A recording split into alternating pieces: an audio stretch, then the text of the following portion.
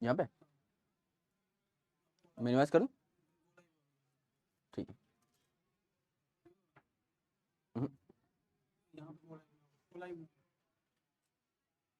Done.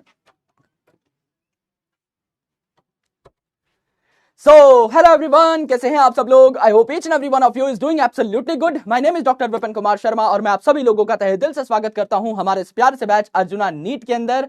सो कैसे हैं सारे के सारे जारविस? फटाफट एक बार हाल चाल बता दीजिए, जिससे कि हम हमारे पूरे के पूरे 11th क्लास बॉटनी सिलेबस का पहला कंसेप्चुअल टॉपिक स्टार्ट कर सके। बिकॉज लास्ट लेक्चर में हमने कुछ बातें की थी कि इस पूरी साल हम लोग किस तरीके से पढ़ाई करने वाले हैं, हमारा फेट प्लान क्या होने वाला है, एज वेल एज हम लोग किस सीक्वेंस में चैप्टर्स को शुरू कर रहे होंगे। लेकिन मेरे दोस्त, आज हम हमारे सिलेबस की नींव रखने वाले हैं। हम लोगों ने सेल थ्योरी के बारे में ऑलरेडी पढ़ लिया है एंड आई होप आपको सारी बातें समझ में आ गई होंगी। आई होप आपको सेल थ्योरी अच्छे तरीके से विद क्वेश्चंस अच्छे तरीके से क्रैक हो गई होगी। कुछ क्वेश्चंस थे लास्ट डीपीपी में जो शायद आप ना बना पाए हो, वो आप आज बना पा रहे होंगे, बिकॉज लास्ट टाइम हमारा पूरा का पूरा कंटेंट जो हम लेके आए थे वो हम पढ़ा नहीं पाए थे। क्लास थोड़ी हमें जल्दी खत्म करनी पड़ी थी, लेकिन आज मेरे भाई हम लोग पहला ढंग का टॉपिक पढ़ने वाले हैं। मजा पूरा पूरा आएगा। आप बॉटनी में साइटोलॉजी के अंदर घुस रहे होंगे, बढ़िया तरीके से सेल की गहराइयों को समझ रहे होंगे। हर दिन एक नया टॉपिक हम लोग उठाएंगे, उसको प्यार से समझेंगे, कई सारे सवाल सॉल्व करेंगे और मस्त तरीके से नीट क्रैक करने की तरफ बढ़ रहे होंगे। All right, Radhe Radhe sir, Radhe Radhe मेरे दोस्तों, lots of love to all of you. सब कुछ ठीक है? अगर मैं बढ़िया तरीके से सुनाई दे रहा हूं, दिखाई दे रहा हूं, तो एक बार लाल कलर के दिलों की बारिश कर दी जाए इन द चैट सेक्शन, या फिर तारा रारा इन द चैट सेक्शन प्लीज, जिससे आपकी एनर्जी का झोंका मुझ तक पहुंच सके और मैं उस एनर्जी को इस्तेमाल करके आज का सेशन तोड़ फोड़ सकूं और आपको सारे के सारे कॉन्सेप्ट बढ़िया तरीके से समझा सकूं। फटाफट बताइए मेरे दोस्त, क्या सब कुछ ठीक है? क्या सब कुछ चंगा है? इफ यस, एक बार लाल कलर के दिलों की बारिश कर दी जाए। All good, all good, all good, all good, all good, बहुत बढ़िया। डीपीपी आपको मिल जाएगी, डोंट वरी, है ना। आराम आराम से पढ़ते रहिए, काम करते रहिए, कोई टेंशन वाली बात नहीं है। धीरे धीरे आगे बढ़ेंगे, बहुत आराम से चलेंगे, है ना। शुरू में हम लोग पेस के पीछे नहीं भागेंगे कि बहुत तेज हमें चलना है या जल्दी सिलेबस खत्म करना है। सारी चीजें हो जाती हैं शुरू में, बस आप मुझसे दोस्ती करिए। शुरू के 2-3 सेशन आपको इस बात का ध्यान रखना है कि आपको विपू भैया का छोटा भाई छोटी बहन बनना है, दोस्त बनना है। मेरी बताई हुई सारी बातें आपको समझ में आनी चाहिए, दैट्स इट। उसके अलावा कोई कंसेप्चुअल बात अगर आपको ना समझ में आए तो भी उसको हम लोग आगे केटर कर सकते हैं। चलो मेरे दोस्तों, सब कुछ ठीक है, सब कुछ बढ़िया है, तो आज का सेशन हम लोग स्टार्ट कर देते हैं। ऑलरेडी आपने सेल थ्योरी पढ़ ली है, कोई डाउट हो तो आप एंड में मुझसे पूछ लीजिएगा, और आज के सेशन के जो भी डाउट हैं वो भी आप अलग से लिखते रहिए और आप डाउट सेक्शन में डालते रहिए। एंड में हम लोग सारे डाउट्स को केटर कर रहे होंगे। आओ मेरे भाई, सीधा बढ़ते हैं टॉपिक की तरफ। आज हम लोग टॉपिक जो पढ़ने वाले हैं उस टॉपिक का नाम है ओवरव्यू ऑफ अ सेल, यानी एक सेल में हमको क्या क्या देखने को मिलता है वो हम लोग जानेंगे। सो हम लोगों ने एक बात पढ़ ली थी कि दोस्त, प्लांट सेल जो है उसमें सेल वॉल पाई जाती है और सेल मेम्ब्रेन तो है ही है, और जो एनिमल सेल है उसमें सिर्फ सेल मेम्ब्रेन पाई जाती है, सेल वॉल नहीं पाई जाती। ये बात किसने बताई थी? एक बार साइंटिस्ट का नाम लिख दीजिए इन द चैट सेक्शन। कौन से ऐसे साइंटिस्ट थे जिन्होंने ये बात बताई थी कि सेल मेम्ब्रेन जो है वो एनिमल सेल में पाई जा रही है एज एन आउटर बाउंड्री, और जो प्लांट सेल है उसमें सेल मेम्ब्रेन के ऊपर भी सेल वॉल पाई जा रही है? ये रिसर्च किन्होंने करी थी? स्वान साहब ने करी थी। स्क्लेडन और स्वान साहब के बारे में हमने टॉपिक के अंदर पढ़ लिया था सेल थ्योरी के अंदर, उसमें से स्वान साहब जो थे उन्होंने ये बात कही थी। अब हम ओवरव्यू ले रहे हैं एक टिपिकल सेल का। समझ लीजिए हम लोग किसी प्लांट सेल की बात कर रहे हैं, तो हम यहां पर प्लांट सेल बना लेते हैं, छोटा सा प्लांट सेल हम लोग बना लेते हैं। अगर मेरे भाई मैं प्लांट सेल बनाऊं और इस प्रकार की मैं एक बाउंड्री बना दूं, और इस बाउंड्री को अगर मैं सेल मेम्ब्रेन लिख दूं, तो मुझे बताइए क्या ये सबसे आउटर मोस्ट बाउंड्री होगी? क्या ये सबसे आउटर मोस्ट बाउंड्री होगी, या प्लांट सेल में इसके अलावा और भी कुछ होगा? फटाफट बताइए, क्या ये सबसे आउटर मोस्ट बाउंड्री होगी? नहीं गुरुजी, ये सबसे आउटर मोस्ट बाउंड्री नहीं होगी। इसके बाहर हमें एक और बाउंड्री दिखेगी जिसको हम लोग क्या कह रहे होते हैं? सेल वॉल कह रहे होते हैं, क्योंकि प्लांट सेल में हमें पता है सेल वॉल भी पाई जाती है। करेक्ट, इसमें कोई दिक्कत है नहीं, कोई परेशानी वाली बात है नहीं। तो ये हम लोगों को अच्छे तरीके से पता है। करेक्ट, तो हमने यहाँ पे क्या बना लिया है? हमने यहाँ पे सेल मेम्ब्रेन और सेल वॉल बना ली है एक प्लांट सेल की। ऑलराइट, ये हमारा डायग्राम हो जाता है जहां हमने बाउंड्रीज की डिस्कशन कर ली है। This is the cell membrane and this is cell wall. हर चीज के फीचर साथ साथ लिखते रहेंगे और प्यार से चीजों को समझते रहेंगे। ऑलराइट, आराम से देखिएगा। यहां मैं क्या लिख देता हूं? यहां मैं लिख देता हूं अंदर वाली मेम्ब्रेन का नाम, जिसे हम कहते हैं सेल मेम्ब्रेन। सेल मेम्ब्रेन को और हम लोगों ने क्या कह दिया था मेरे भाई? सेल मेम्ब्रेन को लास्ट लेक्चर में गुरुजी आपने बताया था प्लाज्मा मेम्ब्रेन भी कहते हैं, तो इसे मैं प्लाज्मा मेम्ब्रेन भी कह देता हूं। एंड उसके अलावा इसको और मैंने क्या बताया था, इसको प्लाज्मा लेमा भी कहते हैं, यानी प्लाज्मा को कवर करने वाली मेम्ब्रेन या लेमा। लेमा का मतलब भी मेम्ब्रेन ही होता है। इसके बाहर वाली जो लेयर है इसको हम लोग प्यार से क्या कहेंगे? इसको हम लोग कहेंगे सेल वॉल। अब मुझे बताइए कि एनिमल सेल अगर होता ये, तो इसमें सबसे बाहर वाली लेयर को हम क्या कहते? अगर ये एक एनिमल सेल होता तो सबसे बाहर वाली लेयर को हम लोग सेल मेम्ब्रेन कहते, क्योंकि एनिमल सेल में सेल वॉल नहीं होती। तो सेल मेम्ब्रेन के बारे में आप क्या लिख सकते हैं? एनसीईआरटी में लिखा हुआ है, it is the outer delimiting boundary. इसके बाहर कुछ नहीं होता, किसमें? एनिमल सेल में। Outer delimiting boundary of animal cell. अगर ये मैं एक एनिमल सेल बना रहा होता तो सबसे आउटर मोस्ट बाउंड्री में सेल मेम्ब्रेन ही बनाता। लेकिन सेल वॉल जो है ये क्या है? It is outer layer in plant cell. Outer layer in plant cell. Plant cell में सेल मेम्ब्रेन के बाहर की साइड भी कुछ पाया जाता है जिसे हम सेल वॉल कह रहे होते हैं। It is the outer layer.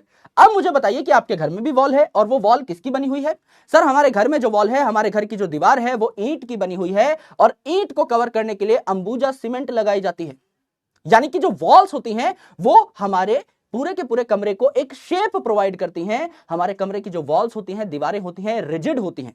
ऐसा नहीं है ना कि आपका एक कमरा है ना, उस कमरे में आज 5 लोग रह रहे हैं। अगर आपके कमरे में 10 लोग रहने आ जाएं तो आप दीवारों को खिसका नहीं देते ना कि चल भाई दीवार को लात मार के उस साइड कर दिया कि कमरा थोड़ा बड़ा करो, अंदर गेस्ट बढ़ चुके हैं। ऐसा नहीं होता। दीवार एक बार बन गई तो बन गई, कमरा एक बार बन गया तो बन गया, कमरे की डायमेंशन एक बार डिसाइड हो गई तो हो गई। तो ये जो वॉल है ये बहुत ही रिजिड होती हैं। इसी प्रकार से मेरे भाई ये जो सेल वॉल है इसको हम लोग क्या कहेंगे? It is a rigid structure. हमेशा याद रखना, एक बार अपना नाम भूल जाना, क्लास भूल जाना, लेकिन ये मत भूलना कि cell wall is a rigid structure. ये अंबुजा सीमेंट का बनता है, स्ट्रॉन्ग स्ट्रक्चर है, इसीलिए सबसे बाहर है। सबसे बाहर वाली लेयर हमेशा क्या होती है? प्रोटेक्टिव होती है, नेचर में हमेशा प्रोटेक्शन का काम कर रही होती है। तो ये जो सेल वॉल है it is a rigid layer. हमने आउटर बाउंड्रीज के बारे में कोई बात यहां पर नहीं छोड़ी है, ऑलमोस्ट सारी बातें सीख ली है। अब मुझे बताइए किसी भी सेल में सबसे इंपॉर्टेंट चीज क्या होती है? किसी भी सेल में सबसे इंपॉर्टेंट चीज क्या है गुरुजी? उसका न्यूक्लियस, है ना। तो यहां पर हम लोग क्या बना लेते हैं? न्यूक्लियस बना लेते हैं। और न्यूक्लियस में हम लोग बचपन से जानते हैं कि 2 मेम्ब्रेन्स होती हैं। तो यहां पर हम दोनों की दोनों मेम्ब्रेन्स बना लेते हैं। ये जो दोनों की दोनों मेम्ब्रेन्स हैं ये बीच बीच में एक दूसरे से कनेक्टेड होती हैं। तो हम क्या करेंगे? ये जो आपकी 2 मेम्ब्रेन्स हैं इनके बीच में छोटे छोटे छेद बना देंगे। न्यूक्लियस की मेम्ब्रेन में जो छेद होते हैं, जो पोर होते हैं, इनको हम लोग क्या कहते हैं? न्यूक्लियर पोर कह रहे होते हैं, न्यूक्लियस के छेद कह रहे होते हैं। तो यहां पर ये जो आपकी आउटर मेम्ब्रेन है न्यूक्लियस की और इनर मेम्ब्रेन है न्यूक्लियस की, ये फ्यूज हो जाती है बीच बीच में और एक छेद बन जाता है। इस छेद को हम लोग न्यूक्लियस का छेद, न्यूक्लियस का पोर यानी न्यूक्लियर पोर कह रहे होते हैं। ये आपका न्यूक्लियस हो जाएगा। ऑलराइट, इसके बारे में कुछ बात अगर हम लिखना चाहें तो क्या लिख सकते हैं गुरुजी? बिल्कुल लिख सकते हैं, है ना। इसके बारे में क्या बात लिखेंगे? इसके बारे में हम ये बात लिखेंगे that this is the nucleus. और न्यूक्लियस को और क्या कहा जाता है प्यार से? Brain of cell. अगर ये सेल है तो इसका दिमाग जो है वो किसको कहा जाएगा? न्यूक्लियस को कहा जाएगा, ब्रेन ऑफ सेल।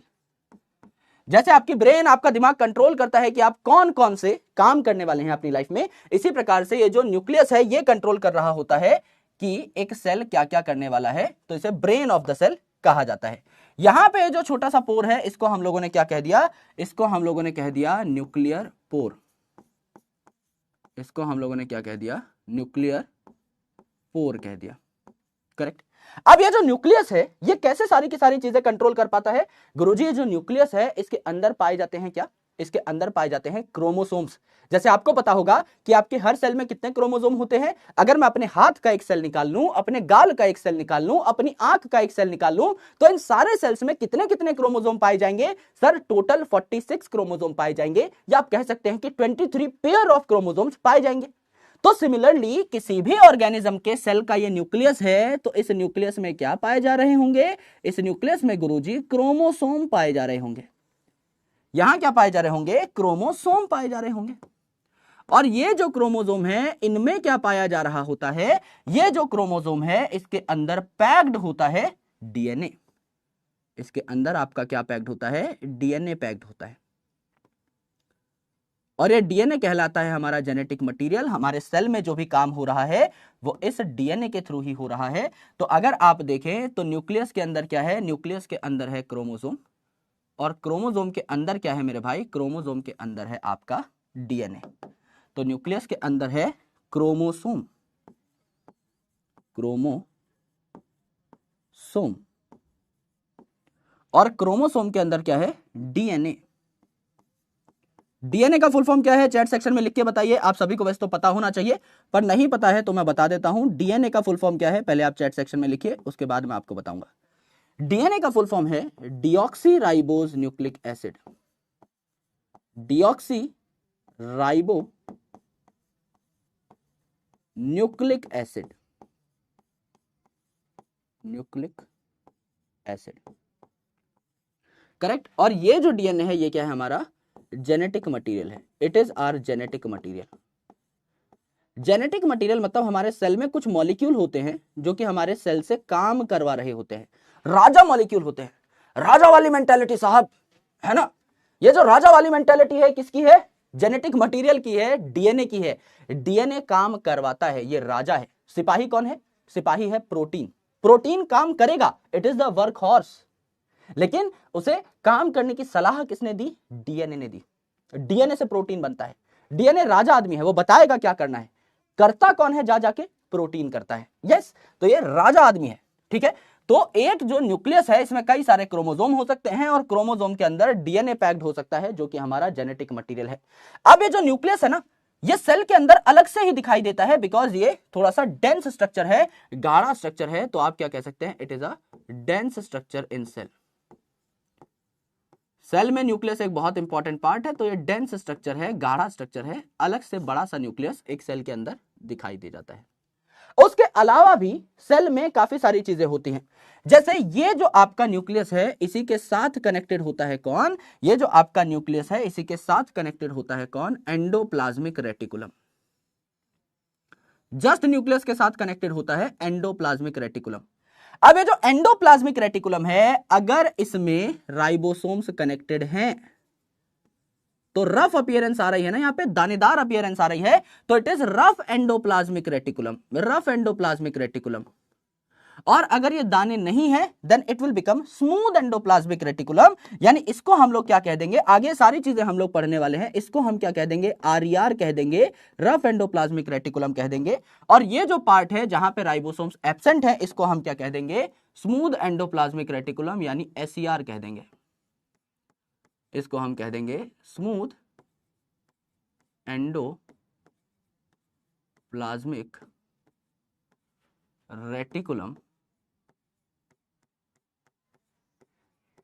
या एसईआर, जिस पे क्या है? राइबोसोम्स एब्सेंट है, जिस पे राइबोसोम्स एब्सेंट है। तो स्मूथ वाला पार्ट स्मूथ इसीलिए है क्योंकि उसमें राइबोसोम्स नहीं पाए जा रहे हैं, और आपका रफ वाला पार्ट रफ इसीलिए है क्योंकि उसमें राइबोसोम पाए जा रहे हैं, वो इसको रफ अपीयरेंस दे रहे हैं। राइबोसोम्स प्रेजेंट है, यहां पर राइबोसोम्स प्रेजेंट है, करेक्ट। अब और भी चीजें आप बना सकते हो, जैसे कि यहां पर मैं एक चीज बना देता हूं which is called as the powerhouse of the cell. क्या बना दिया गुरुजी मैंने यहां पर? बताइए फटाफट, गुरुजी ने क्या बनाया है? यहां पर बना दिया है आपने गुरुजी माइटोकॉन्ड्रिया। यहां पर मैंने माइटोकॉन्ड्रिया बना दिया है which is called as the powerhouse of the cell. क्या बना दिया यहां पर गुरुजी ने? माइटोकॉन्ड्रिया बना दिया। जनरल बातें चल रही हैं सब, कोई बहुत बड़ी बात नहीं कर रहा मैं। Mitochondria, mitochondria is called as powerhouse of the cell. यहां एनर्जी बनती है। अब मेरे भाई आराम से मेरी बात सुनना, ये जो माइटोकॉन्ड्रिया है it is called as a semi autonomous organelle. Cell के अंदर कई सारे स्ट्रक्चर हैं, इन्हें सेल ऑर्गेनेल कहा जाता है, जैसे एंडोप्लाज्मिक रेटिकुलम है, गोल्जी बॉडी है, वैक्यूल है, न्यूक्लियस है, ये सारी की सारी ऑर्गेनेल्स हैं। इन ऑर्गेनेल्स में से माइटोकॉन्ड्रिया और क्लोरोप्लास्ट जो है इनको सेमी ऑटोनॉमस ऑर्गेनेल कहा जाता है। सेमी का मतलब हाफ, जैसे सर्कल है कंप्लीट तो आधे सर्कल को सेमी सर्कल कहते हैं। तो सेमी का मतलब है हाफ, ऑटोनॉमस का मतलब है खुद का काम खुद करने वाला, ऑर्गेनेल का मतलब है structure which is found in cell. यानी माइटोकॉन्ड्रिया और क्लोरोप्लास्ट दो ऐसी ऑर्गेनेल हैं जो अपने आधे आधे काम खुद कर सकती हैं। इनके पास खुद का डीएनए है, खुद के आरएनए है, खुद के प्रोटीन है और खुद के राइबोसोम भी हैं। तो ये माइटोकॉन्ड्रिया जो है इसमें भी राइबोसोम पाए जा सकते हैं। यानी एंडोप्लाज्मिक रेटिकुलम के अलावा, साइटोप्लाज्म के अलावा माइटोकॉन्ड्रिया में अलग से भी राइबोसोम और डीएनए वगैरह पाए जा सकते हैं। अगर मैं यहां पर प्लांट सेल की बात कर रहा हूं, मैंने सेल मेम्ब्रेन और सेल वॉल दोनों चीजें बनाई हैं। अगर मैं यहां प्लांट सेल की बात कर रहा हूं तो दोस्त प्लांट सेल में तो क्लोरोप्लास्ट भी होगा। यहां पर अगर मैं क्लोरोप्लास्ट बना दूं, प्लांट सेल में अगर क्लोरोप्लास्ट भी होगा तो मेरे दोस्त ये जो क्लोरोप्लास्ट है ये भी तो सेमी ऑटोनॉमस ऑर्गेनेल है। तो क्या इसमें भी आपके राइबोसोम देखने को मिलेंगे? क्या इसमें भी आपके राइबोसोम देखने को मिलेंगे? जो क्लोरोप्लास्ट है यहां भी आप क्या कर सकते हो, राइबोसोम बना सकते हो, राइट। तो जो राइबोसोम है माइटोकॉन्ड्रिया में भी प्रेजेंट हैं, ये जो राइबोसोम है क्लोरोप्लास्ट में भी प्रेजेंट हैं और ये राइबोसोम एंडोप्लाज्मिक रेटिकुलम के साथ भी एसोसिएटेड है। अलग अलग जगह पर ये राइबोसोम पाए जा सकते हैं। तीसरी इंपॉर्टेंट चीज, most important thing that you are going to read today, आराम से इस बात को सुनिएगा। इस सेल के अंदर काफी सारा मटेरियल भरा हुआ है। न्यूक्लियस है, एंडोप्लाज्मिक रेटिकुलम है, माइटोकॉन्ड्रिया है, क्लोरोप्लास्ट है, वैक्यूल होगा, कई सारी चीजें होंगी। मुझे बताइए जो खाली स्पेस है, जो काला काला इलाका बच गया है, ये क्या है? जो काला काला इलाके यहां पर बचे हुए दिखाई दे रहे हैं ये क्या हो जाएंगे? ये हो जाएंगे आपके साइटोप्लाज्म। ये काला काला इलाका क्या है? साइटोप्लाज्म हो जाएगा। साइटो का मतलब रिलेटेड टू सेल और प्लाज्म मतलब पानी और कुछ नहीं। प्लाज्म मतलब प्लाज्मा और प्लाज्मा में अधिकतर पानी ही भरा होता है। तो ये जो साइटोप्लाज्म है ये कैसा हो जाएगा मेरे दोस्त? ये जो साइटोप्लाज्म हो जाएगा इसकी खास खास बात देख लीजिए, it is semi fluid in nature. It is semi fluid in nature. Most important point, it is semi fluid in nature. अब मेरे दोस्त मेरे पास यहां पर पानी की बोतल है ना, ये पानी की बोतल है।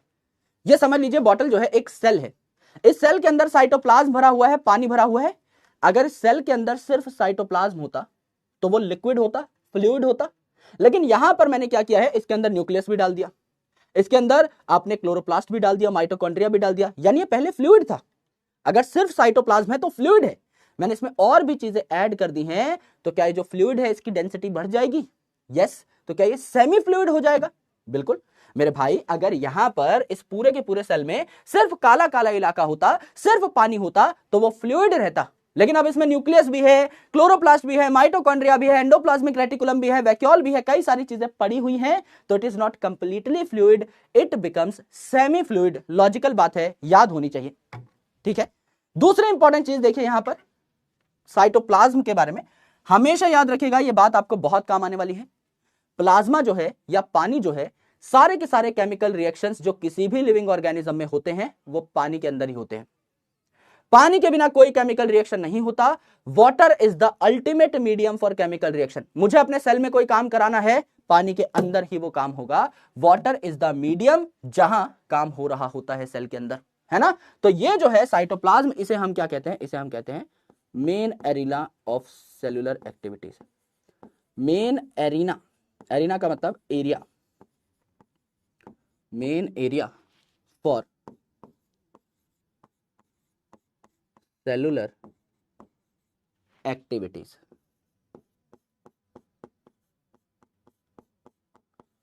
Main arena for cellular activities. Therefore आप क्या लिख सकते हैं इसी बात को घुमा करके, ऑल मेटाबॉलिक रिएक्शंस या all chemical reactions, all metabolic reactions takes place here।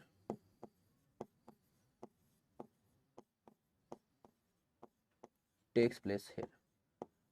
जितने भी मेटाबॉलिक रिएक्शन हैं ये आपके यहीं पर होंगे, कहीं और नहीं। जितने भी केमिकल रिएक्शन हैं वो इसी साइटोप्लाज्म में हो रहे होंगे। तीसरी इंपॉर्टेंट चीज जो साइटोप्लाज्म के बारे में आपको पढ़नी है, अगर आपकी बॉडी में केमिकल रिएक्शन हो रहे हैं तो आप जिंदा हैं, अदरवाइज आप झटपट लाश में कन्वर्ट हो जाएंगे। अभी मेरी बॉडी में हजारों रिएक्शन चल रहे हैं, अगर मैं अभी खड़ा खड़ा बात करूं तो भी मेरी बॉडी में हजारों रिएक्शन चल रहे हैं। मैंने जो खाना खाया है वो खाना पच भी रहा है, पचने के बाद मेरे ब्लड में लोड भी हो रहा है, मेरे ब्लड में जाकर के सेल में पहुंच रहा है, वहां पर जाकर के ऑक्सीजन उस पर अटैक कर रहा है, मेरी बॉडी को एनर्जी मिल रही है, मैं आपको पढ़ा भी रहा हूं, मैं बोल भी रहा हूं, मैं कैमरा भी देख रहा हूं, मैं हाथ की मूवमेंट भी कर रहा हूं, मैं पैर की मूवमेंट भी कर रहा हूं, मेरा दिल भी धड़क रहा है, मेरा ब्रेन भी काम कर रहा है, सारे के सारे ऑर्गन्स एकदम फंक्शनल हैं। इसका मतलब मेरी बॉडी में हजारों चीजें इस टाइम पर भी चल रही हैं। We are living just because of our chemical reactions. अगर आपकी बॉडी का मेटाबॉलिज्म 5 मिनट के लिए भी बंद हो जाए, इनफैक्ट 5 मिनट तो बहुत दूर की बात है, अगर 10 सेकंड के लिए भी आपके मेटाबॉलिक रिएक्शंस को मैं हॉल्ट कर दूं, बंद कर दूं, 11वीं सेकंड आप जिंदा नहीं रह पाएंगे। आपको मैं एक चैप्टर पढ़ाऊंगा, द लिविंग वर्ल्ड। पहले हम cell the unit of life chapter पढ़ रहे हैं, फिर cell cycle cell division chapter पढ़ेंगे, फिर चैप्टर आएगा द लिविंग वर्ल्ड। उस लिविंग वर्ल्ड चैप्टर में आपको बताया जाएगा कि metabolism is the defining feature of living organism. मैंने आपको कल वाले लेक्चर में एक बात बताई थी कि सेल की प्रेजेंस एक डिफाइनिंग फीचर है लिविंग ऑर्गेनिज्म की। अगर हम किसी ऑर्गेनिज्म को जिंदा कह रहे हैं, इसका मतलब उसमें 100% सेल है। और अगर मैं इस पेन को मुर्दा कह रहा हूं, अगर मैं इस पेन को अबायोटिक या नॉन लिविंग कह रहा हूं, इसका मतलब इस पेन में जान नहीं है, ये पेन जो है इसके अंदर सेल नहीं है। सिमिलरली मेरी बॉडी में जो सेल्स हैं उनमें रिएक्शंस चल रही हैं, इन रिएक्शंस की वजह से मैं ही जिंदा हूं, है ना, आप भी जिंदा हो। इस पेन में वो रिएक्शंस नहीं चल रही हैं, तो आप क्या कहते हो? यहां पर बहुत इंपॉर्टेंट लाइन है मेरे भाई, हो सकता है पेपर में आपको उठा करके पूछ ले। ये जो साइटोप्लाज्म है ये क्या करता है? It helps to keep cell in living state. कितनी प्यारी बात कही है। यानी अगर आपके सेल को जिंदा रहना है तो उसको लिविंग स्टेट में रखने के लिए, जिंदा रखने के लिए साइटोप्लाज्म बहुत इंपॉर्टेंट है, क्योंकि साइटोप्लाज्म क्या कर रहा है? आपके मेटाबॉलिक रिएक्शंस करा रहा है। अगर रिएक्शंस हो रहे हैं तो ही आप जिंदा हो, अदरवाइज आप जिंदा हो ही नहीं। करेक्ट? यहां तक की बात समझ में आई? फटाफट बताइए, यहां तक की बात समझ में आई? यहां तक किसी भी स्टूडेंट को कोई भी डाउट, कोई भी दिक्कत, कोई भी परेशानी, मुझे एक बार फटाफट बता दीजिए मेरे दोस्त, जिससे कि हम लोग आगे बढ़ सकें। इस स्लाइड में किसी को भी कोई भी दिक्कत है तो एक बार बताइए। Yes, all right, love you दोस्तों, love you, thank you, repeat कर दीजिए, बिल्कुल रिपीट कर देंगे आराम से। मैं खुद एक चीज को 5 से 6 बार पढ़ाता हूं, आपको टेंशन लेने की जरूरत नहीं है। आप बार बार ये मत बोलेगा कि सर रिपीट करिए, मैं खुद इतनी बार रिपीट करा दूंगा, आप तंग हो जाओगे। अब बस ये बताओ, अभी तक जितनी चीजें हुई हैं वो समझ में आई हैं या नहीं? मेरे दोस्त, सारी चीजें यहां पर मैंने लिखी नहीं है, सारी चीजें नहीं लिखी हैं, वैक्यूल वगैरह सब आगे बनाते रहेंगे, अभी सिर्फ मेन मेन चीजें बनाई हैं, है ना। आराम से सुनिए, मैं आपको पूरी बात दोबारा समझाता हूं, एकदम स्क्रैच से, एकदम जीरो लेवल से शुरू करेंगे, दोबारा से पूरी बात पढ़ेंगे, आराम से सुनिए। मैंने यहां पर क्या किया? एक सेल बनाया। अब मेरे पास 2 ऑप्शन थे, या तो मैं एक प्लांट सेल बना सकता था या मैं एक एनिमल सेल बना सकता था। अगर मुझे ज्यादा चीजें देखनी है, अगर मुझे सेल वॉल वगैरह देखनी है, तो क्या मुझे प्लांट सेल बनाना चाहिए या एनिमल सेल बनाना चाहिए? सर आपने लास्ट लेक्चर में बताया था कि प्लांट में सेल वॉल होती है, एनिमल में सेल वॉल होती ही नहीं है। तो अगर मुझे आपको सेल वॉल भी दिखानी है तो मुझे प्लांट सेल बनाना पड़ेगा, एनिमल सेल नहीं बनाऊंगा मैं। तो मैंने यहां प्लांट सेल बनाया है, पहली बात तो ये, ठीक है। अब मैंने क्या किया? अंदर वाली लेयर जो बनाई इसको मैंने कह दिया सेल मेम्ब्रेन। इसी सेल मेम्ब्रेन को हम प्लाज्मा मेम्ब्रेन भी कहते हैं, इसी सेल मेम्ब्रेन को हम प्लाज्मा लेमा भी कहते हैं। इसके बाहर मैंने बनाई सेल वॉल। ये सेल वॉल बहुत ही टफ होती है, बहुत ही रिजिड होती है, अंबुजा सीमेंट की बनती है, इसको हम लोग क्या कहते हैं? सेल वॉल कह रहे होते हैं। तो सेल मेम्ब्रेन को हमने प्लाज्मा मेम्ब्रेन कहा, सेल वॉल को हमने रिजिड कहा। अगर मैं एक एनिमल सेल बनाऊं तो उसमें सबसे बाहर वाली लेयर का नाम क्या हो जाएगा? गुरुजी, सेल मेम्ब्रेन हो जाएगा। तो अगर मैं ये एनिमल सेल बनाता तो सबसे बाहर वाली लेयर सेल मेम्ब्रेन हो जाती, डीलिमिटिंग मेम्ब्रेन जो है सेल मेम्ब्रेन हो जाती। डीलिमिटिंग, आराम से शब्द को तोड़िए, सर पे लगाइए सरसों का तेल और इस नाम में घुस जाइए। डीलिमिटिंग, किसी भी चीज को लिमिट करने वाला, कि भैया ये मेरी दायरा है, ये मेरी बाउंड्री है, इससे बाहर मैं नहीं जा सकता, तो मैंने एक बाउंड्री बना ली है, अपने आप को लिमिट कर लिया है। तो अगर ये एक एनिमल सेल होता तो इसकी आउटर बाउंड्री क्या होती? Sir cell membrane. तो cell membrane becomes the limiting structure. And अगर ये प्लांट सेल है तो प्लांट सेल में ये जो सेल वॉल है ये बाहर पाई जा रही है ना, सेल मेम्ब्रेन तो है ही लेकिन इसके बाहर सेल वॉल पाई जा रही है, तो cell wall becomes the delimiting structure in case of plant cells. अब मेरे भाई ये एक सेल बन गया, इसमें सेल मेम्ब्रेन है, बाहर की साइड सेल वॉल है, सेल का सबसे इंपॉर्टेंट पार्ट है न्यूक्लियस। तो मेरे दोस्त यहां पर मैंने न्यूक्लियस बना दिया, यहां पर मैंने न्यूक्लियस बना दिया। इस न्यूक्लियस को सेल का दिमाग यानी सेल का मस्तिष्क भी कहा जाता है, तो मैंने इसे ब्रेन ऑफ द सेल कह दिया। ये जो न्यूक्लियस है इसे मैंने ब्रेन ऑफ द सेल कह दिया। इस न्यूक्लियस के अंदर पाए जाते हैं क्रोमोसोम्स, और इन क्रोमोसोम्स में पैक्ड होता है डीएनए। तो यहां मैंने क्रोमोसोम बना दिए और क्रोमोसोम के अंदर मैंने डीएनए बना दिया। सिर्फ इतनी बात याद रखिए कि जो न्यूक्लियस है इसमें पैक्ड है कई सारे क्रोमोसोम, और इन क्रोमोसोम के अंदर ये जो हरे कलर का मैंने पैक कर रखा है इसे मैं कहता हूं हमारा genetic material, that is DNA. ये न्यूक्लियस से रिलेटेड बात है। न्यूक्लियस के जस्ट पास पाया जाता है एंडोप्लाज्मिक रेटिकुलम। यह एंडोप्लाज्मिक रेटिकुलम अगर अपने ऊपर राइबोसोम लगाकर बैठा हुआ है तो राइबोसोम की वजह से इसकी अपीयरेंस रफ हो जाती है, खुरदुरी सी हो जाती है, तो इसे रफ एंडोप्लाज्मिक रेटिकुलम कहते हैं। और अगर यहां पर कोई राइबोसोम नहीं है, यह स्मूथ दिखाई दे रहा है, तो इसे हम स्मूथ एंडोप्लाज्मिक रेटिकुलम कह सकते हैं। यहां पर सिंस ये प्लांट सेल है तो हमने माइटोकॉन्ड्रिया के साथ साथ क्लोरोप्लास्ट भी बना दिया है। प्लांट अपना खाना खुद बना सकते हैं ना, प्लांट्स आर ऑटोट्रॉफिक, ये हरे भरे ऑर्गेनिजम्स हैं जो अपना खाना खुद बनाते हैं फोटोसिंथेसिस नाम के प्रोसेस से। तो फोटोसिंथेसिस कहां होता है? इस क्लोरोप्लास्ट में होता है ना। तो यहां पर क्लोरोप्लास्ट है, इसके अंदर भी राइबोसोम होते हैं, और ये माइटोकॉन्ड्रिया है, इसके अंदर भी राइबोसोम होते हैं। तो कोई आपसे पूछ ले राइबोसोम कहां कहां हो सकते हैं? एक सेल के अंदर आपका एंडोप्लाज्मिक रेटिकुलम से भी जुड़े हुए हो सकते हैं, इसके अलावा मेरे भाई आपके माइटोकॉन्ड्रिया में भी हो सकते हैं, क्लोरोप्लास्ट में भी हो सकते हैं। ये सेल के अंदर की कुछ चीजें हो गई।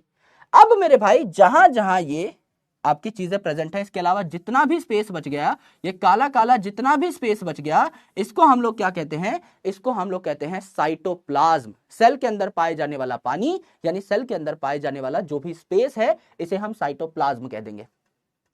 ये जो साइटोप्लाज्म है मेरे दोस्त, ये क्या करता है? ये सेमी फ्लूइड बनाता है इस पूरे के पूरे सेल को, है ना। सेमी फ्लूइड कैसे? अगर समझ लीजिए मेरे पास एक बॉटल है और उस बॉटल में पानी है सिर्फ, तो वो फ्लूइड है। लेकिन उस पानी में मैं और भी चीजें ऐड कर दूं, थोड़ी बर्फ भी ऐड कर दूं, थोड़ा सा कुछ और थर्माकोल के पीसेस डाल दूं कुछ छोटे छोटे, then it will become a semi fluid. वो जो फ्लूइड है गाढ़ा होता चला जाएगा, it will become a semi fluid. तो साइटोप्लाज्म जो है सेमी फ्लूइड होता है। साइटोप्लाज्म में ही हमारी सेल के सारे मेन रिएक्शंस हो रहे होते हैं, यानी मेटाबॉलिक रिएक्शंस हो रहे होते हैं, और इन्हीं रिएक्शंस की वजह से हम जिंदा हैं, लिविंग हैं। तो ऐसा कहा जाता है कि साइटोप्लाज्म ही वो कंपोनेंट है सेल का जो हमें जिंदा रखता है, हमें लिविंग स्टेट में रखता है। यहां तक की बात समझ में आई? काफी चीजें बनाएंगे मेरे दोस्त, वैक्यूल वगैरह सब आगे पढ़ेंगे, डोंट वरी। अभी हमने जस्ट एक जनरल पर्सपेक्टिव लिया है कि सेल दिखता कैसा है, अभी हमने सारी चीजें नहीं बनाई है, अदरवाइज ये डायग्राम बहुत कॉम्प्लेक्स हो जाएगा। इसमें अभी मैं वैक्यूल भी बनाऊंगा, इसमें अभी मैं गोल्जी कॉम्प्लेक्स भी बनाऊंगा, मैं लाइसोसोम भी बनाऊंगा, मैं पेरोक्सिसोम भी बनाऊंगा, there are hundreds of things, सारी पढ़ेंगे। अभी मैं आपको दिखा रहा हूं कि ओवरऑल एक सेल दिखता कैसा है मोटा मोटा, बस ये बात हमने करी है। यहां तक की बात समझ में आ गई? यस। अब बताओ एक बार, यहां तक की बात क्लियर है? बहुत बढ़िया। अब मेरे दोस्त आपको मैं थोड़ा सा आगे ले चलता हूं, गहराई में ले चलता हूं, और दो प्रकार के अलग अलग जो सेल्स है इनकी डिस्कशन कराता हूं। आराम से सुनिएगा। यहां पर हम लोग डिस्कशन कर रहे होंगे किसकी? एक प्रोकैरियोटिक सेल की और एक यूकैरियोटिक सेल की। ये है प्रोकैरियोटिक सेल, और यहां हम लोग बना लेते हैं क्या? यहां हम लोग बना लेते हैं यूकैरियोटिक सेल। यहां हम लोग बना लेते हैं क्या? Eukaryotic cell. दोनों का डिफरेंस हम लोग साथ साथ देखते हुए चलेंगे। आराम से सबसे पहले इनके नाम में घुस जाइए, सर पे लगाइए सरसों का तेल और नाम में घुस जाइए। प्रोकैरियोटिक, प्रो का मतलब क्या होता है?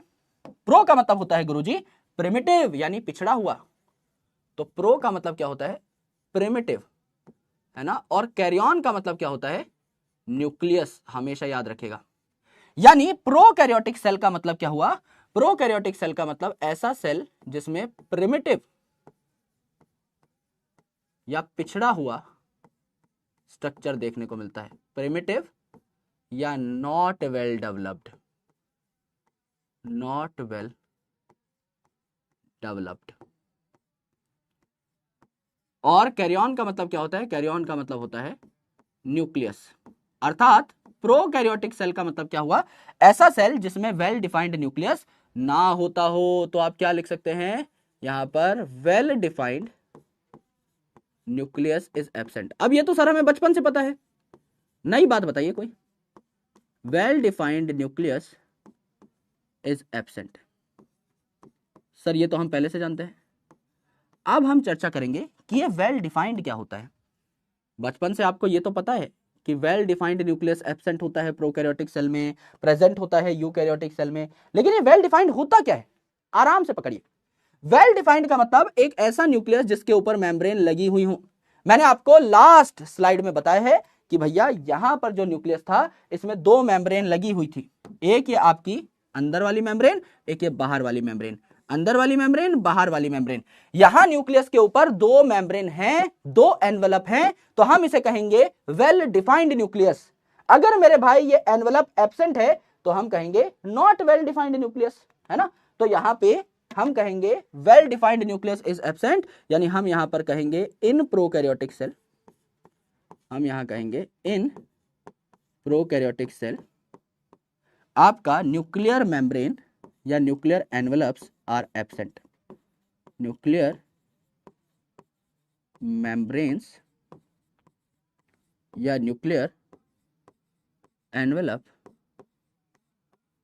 Are absent, are absent. ये पहली बात हो गई। अगर इसी के कंपैरिजन में आप यहां देखें यूकैरियोटिक की बात, तो यूकैरियोटिक का मतलब क्या हो जाएगा, यहां पर दो शब्द आ रहे हैं यू और karyon, same to same, eu और कैरियन। भाई यू का मतलब क्या हो गया, यू का मतलब होता है हमेशा ट्रू, यानी वेल डिफाइंड। सच्चा न्यूक्लियस यहां पाया जा रहा है, न्यूक्लियस को जैसा होना चाहिए वैसा ही न्यूक्लियस यहां पाया जा रहा है, तो ट्रू या वेल डिफाइंड न्यूक्लियस यहां पर देखने को मिलेगा। ट्रू और वेल डिफाइंड कैरियन का मतलब होता है न्यूक्लियस, यानी यहां आप सेम बात लिख सकते हैं। छोटी सी बात यहां पर ऐड कर लीजिए, in eukaryotic nucleus, eukaryotic cell का जो न्यूक्लियस है, in eukaryotic nucleus, nuclear envelope और मेम्ब्रेन्स आर प्रेजेंट।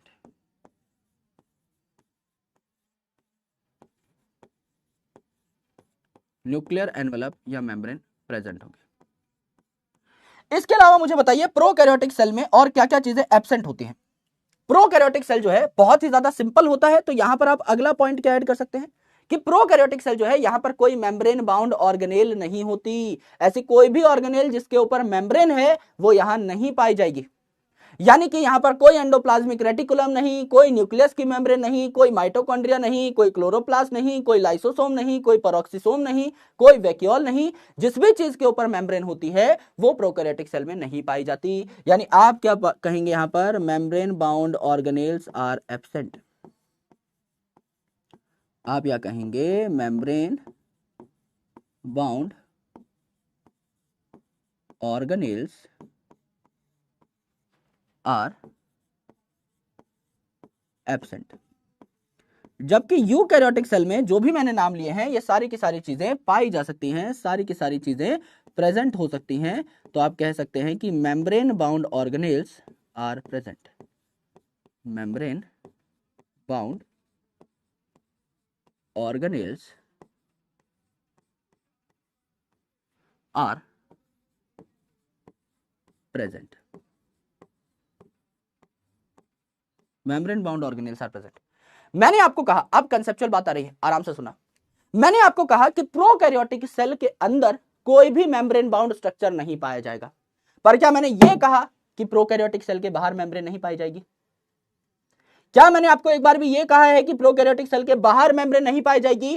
क्या प्रोकैरियोटिक सेल में सेल मेम्ब्रेन होगी? Yes or no? Yes sir, prokaryotic cell हो चाहे यूकैरियोटिक सेल हो, दुनिया का कोई भी सेल हो, उसमें सेल मेम्ब्रेन होगी ही होगी। ये बात चाहे तो आप अलग से ऐड कर सकते हैं जिससे आपको कोई कंफ्यूजन ना हो, कोई दिक्कत ना हो। आप क्या कह सकते हैं, outer cell membrane is present. जो सेल की बाउंड्री है वो वाली सेल मेम्ब्रेन जरूर प्रेजेंट होगी, उसके अंदर कोई भी अलग से मेम्ब्रेन बाउंड स्ट्रक्चर यहां नहीं पाया जाएगा, लेकिन सेल मेम्ब्रेन प्रेजेंट होगी। यहां पर भी आप लिख सकते हैं कि सेल मेम्ब्रेन जरूर प्रेजेंट होगी, इसमें कोई दिक्कत हमको नहीं।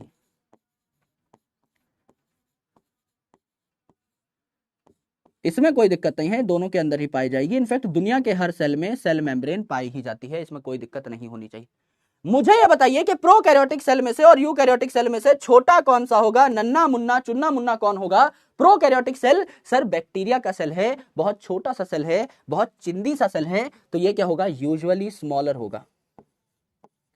ये क्या होगा? यूजुअली स्मॉलर होगा, यूजुअली स्मॉलर होगा।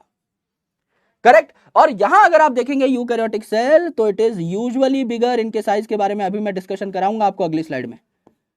यूजुअली जो है ये क्या होंगे? बड़े बड़े होंगे, बिगर होंगे, प्रोकैरियोटिक सेल के कंपैरिजन में बड़े होंगे। ठीक है। अब मेरे भाई यहां पर एक बात गौर से सुनना, ये आगे चल के हम लोग और डिटेल में बताएंगे, इसको आपको अभी सिर्फ लिख लेना है, समझना नहीं है। भाई मैंने आपको अभी थोड़ी देर पहले एक चीज के बारे में बताया था जो कि थी राइबोसोम। यहां देखो मैंने आपको राइबोसोम के बारे में बताया कि एंडोप्लाज्मिक रेटिकुलम पे भी कुछ राइबोसोम लगे हुए हैं, माइटोकॉन्ड्रिया में भी कुछ राइबोसोम है, क्लोरोप्लास्ट में भी कुछ राइबोसोम है। तो जो राइबोसोम है ये हर जगह पाए जा सकते हैं, प्रोकैरियोटिक सेल में भी और यूकैरियोटिक सेल में भी। राइबोसोम हर सेल में पाए जा सकते हैं, लेकिन मेरे दोस्त फर्क क्या है? यहां जो राइबोसोम होंगे, यहां जो राइबोसोम होंगे एक प्रोकैरियोटिक सेल में, यहां जो राइबोसोम होंगे ये कैसे होंगे? ये जो राइबोसोम होंगे 70S होंगे, 70S होंगे। और यहां जो राइबोसोम होते हैं मेरे दोस्त, यहां जो राइबोसोम होते हैं, यहां जो राइबोसोम होते हैं यूकैरियोटिक सेल में, ये 80S भी हो सकते हैं, बड़े वाले भी, एंड 70S भी हो सकते हैं। ये 80S कहां पाए जाएंगे और 70S कहां पाए जाएंगे? 70S वाले पाए जाएंगे माइटोकॉन्ड्रिया एंड क्लोरोप्लास्ट में, माइटोकॉन्ड्रिया एंड क्लोरोप्लास्ट में। करेक्ट। और मेरे दोस्त ये वाला जो आपका 80S है ये कहां पाया जाएगा? साइटोप्लाज्म में, यानी कि जो ER से कनेक्टेड था ना, रफ एंडोप्लाज्मिक रेटिकुलम वाला, जो राइबोसोम एंडोप्लाज्मिक रेटिकुलम के साथ कनेक्टेड थे, ये वाले जो राइबोसोम थे 80S होंगे। यहां जो दोनों पाए जाएंगे 70S होंगे, छोटे वाले आपके राइबोसोम होंगे। ये 70S क्या होता है, 80S क्या होता है, ये मैं आपको अगली स्लाइड में बताऊंगा, है ना। अभी इसको छोड़ दीजिए, अभी इसको सिर्फ लिख लीजिए। एस का मतलब क्या है? काफी स्टूडेंट्स पूछ रहे हैं। एस का मतलब आप लिख सकते हो, एस एक यूनिट है। जैसे आप बोलते हैं ना 5 किलोमीटर, तो 5 is a number, kilometre is a unit. इसी प्रकार से यहां है 70S। एस का मतलब है यहां पर स्वेदबर्ग यूनिट। स्वेदबर्ग साहब ने यह यूनिट दी थी, तो उनके नाम पर ही इस यूनिट का नाम भी पड़ गया, स्वेदबर्ग यूनिट इसे कहा जाता है। यह होती क्या है आपको थोड़ी देर में बताऊंगा, अभी टेंशन मत लो। 70S 80S एकदम भूल जाओ, यह सिर्फ आपको अभी लिखने के लिए बताया है, लिखने के पर्सपेक्टिव से। कुछ याद नहीं करना है कि 70S क्या है 80S क्या है, अभी रुकिए, आगे ये टॉपिक आएगा, डिटेल में बताया जाएगा। अभी एकदम टेंशन फ्री हो जाइए, है ना। सब कुछ सीखने की चाह बहुत अच्छी है, लेकिन सही टाइम पर। राइबोसोम आपको अगले सेशन में पूरा पढ़ाया जाएगा स्क्रैच से, 70S 80S एकदम क्लियर हो जाएगा। ठीक है, आओ मेरे भाई, यहां पर इतनी बात क्लियर हुई। यहां तक किसी को कोई डाउट है फटाफट बताइए, मैं इसका रिवीजन करा देता हूं। यहां तक किसी को कोई भी डाउट? यहां तक किसी भी बच्चे को कोई भी डाउट है फटाफट बताइए,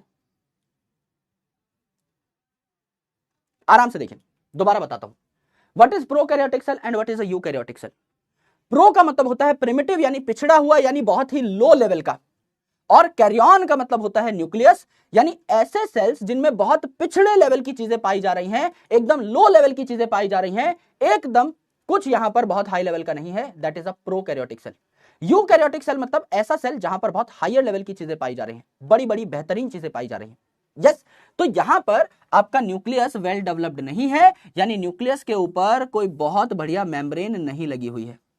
यहां पर न्यूक्लियस के ऊपर मेम्ब्रेन लगी हुई है, न्यूक्लियस के ऊपर 2 एनवेलप लगे हुए हैं, तो इट इज हाईली डेवलप्ड। यहां पर आपकी मेम्ब्रेन बाउंड ऑर्गेनेल्स एब्सेंट है, मेम्ब्रेन बाउंड ऑर्गेनेल्स एब्सेंट है।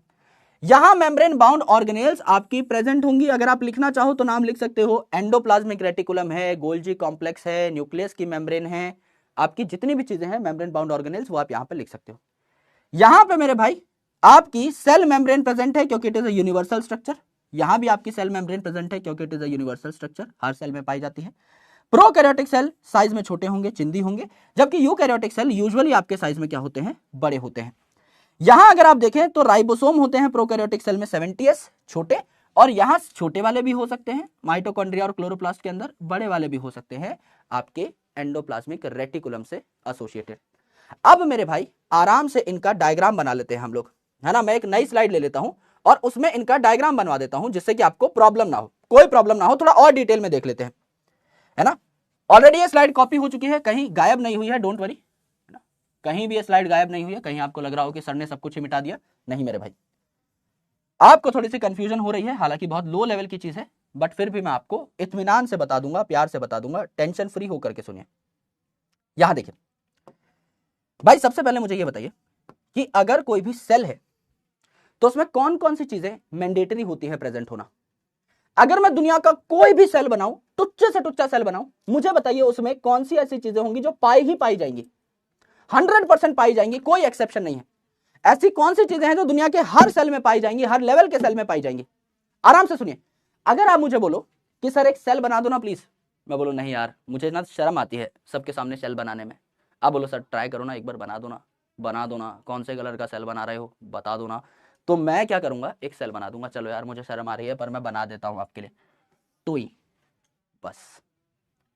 घटिया से घटिया मैं क्या बना सकता हूं, यही बना सकता हूं भाई। बेकार से बेकार मैं अगर सेल बनाऊं दुनिया का, ये तो मैं कम से कम बनाऊंगा ही। ये मैंने क्या बना दिया है, खुद सोचिए भाई। अगर मैंने एक बाउंड्री बना दी है, ये बाउंड्री 100% सेल मेम्ब्रेन होगी, यस। दुनिया का कोई सेल नहीं जिसमें सेल मेम्ब्रेन ना हो, 100% मैंडेटरी चीज है। दूसरी इंपॉर्टेंट चीज, अंदर कोई चीज कैद हो गई है, पानी कैद हो गया है, साइटोप्लाज्म 100% पाया जाएगा। और मैंने आपको बताया चाहे प्रोकैरियोटिक सेल हो चाहे यूकैरियोटिक सेल हो, राइबोसोम तो पाए ही पाए जाएंगे। तो तीसरी चीज क्या हो जाएगी, राइबोसोम। ये तीन चीजें तो ऐसी हैं जो पाई ही पाई जाएंगी मेरे भाई। कई लोग लिख रहे हैं न्यूक्लियस, न्यूक्लियस अभी तो बताया, आपका जो प्रोकैरियोटिक सेल है यहां वेल डिफाइंड न्यूक्लियस थोड़ी है, मेम्ब्रेन थोड़ी है, प्रॉपर न्यूक्लियस थोड़ी कहलाएगा वो। कोई न्यूक्लियस नहीं पाया जाता है प्रोकैरियोटिक सेल में, तो nucleus is the wrong answer. Overall cytoplasm हर जगह पाया जाएगा, हर सेल के अंदर, सेल मेम्ब्रेन पाई जाएगी और राइबोसोम पाए जाएंगे। तीन आपके यूनिवर्सल स्ट्रक्चर्स हैं, ये तो आपके होंगे ही होंगे, इनको कोई नहीं रोक सकता। अब मेरे भाई एक प्रोकैरियोटिक सेल आप बनाओ, एक प्रोकैरियोटिक सेल आप बनाओ। ये हमने नॉर्मल प्रोकैरियोटिक सेल बना दिया। प्रोकैरियोटिक सेल में यानी बैक्टीरिया के सेल में भी सेल वॉल हो सकती है ना, होती है इनफेक्ट सेल वॉल। तो हम सेल मेम्ब्रेन सेल वॉल दोनों बना देते हैं, ठीक है। यहां सेल मेम्ब्रेन बनाई, यहां सेल वॉल बनाई, ठीक है। वेल डिफाइंड न्यूक्लियस है नहीं, तो डीएनए नंगा पुंगा पड़ा है, डीएनए नंगा पुंगा पड़ा है, इसके ऊपर कोई न्यूक्लियस नहीं है, डीएनए अपना नंगा पुंगा पड़ा हुआ है, कोई कवरिंग इसके ऊपर नहीं है। कोई वेल डिफाइंड आपकी यहां पर मेम्ब्रेन बाउंड ऑर्गेनेल नहीं है, कोई एंडोप्लाज्मिक रेटिकुलम नहीं, कोई गोल्जी कॉम्प्लेक्स नहीं, कोई माइटोकॉन्ड्रिया नहीं, कोई क्लोरोप्लास्ट नहीं, कोई पेरोक्सिसोम नहीं, कुछ नहीं।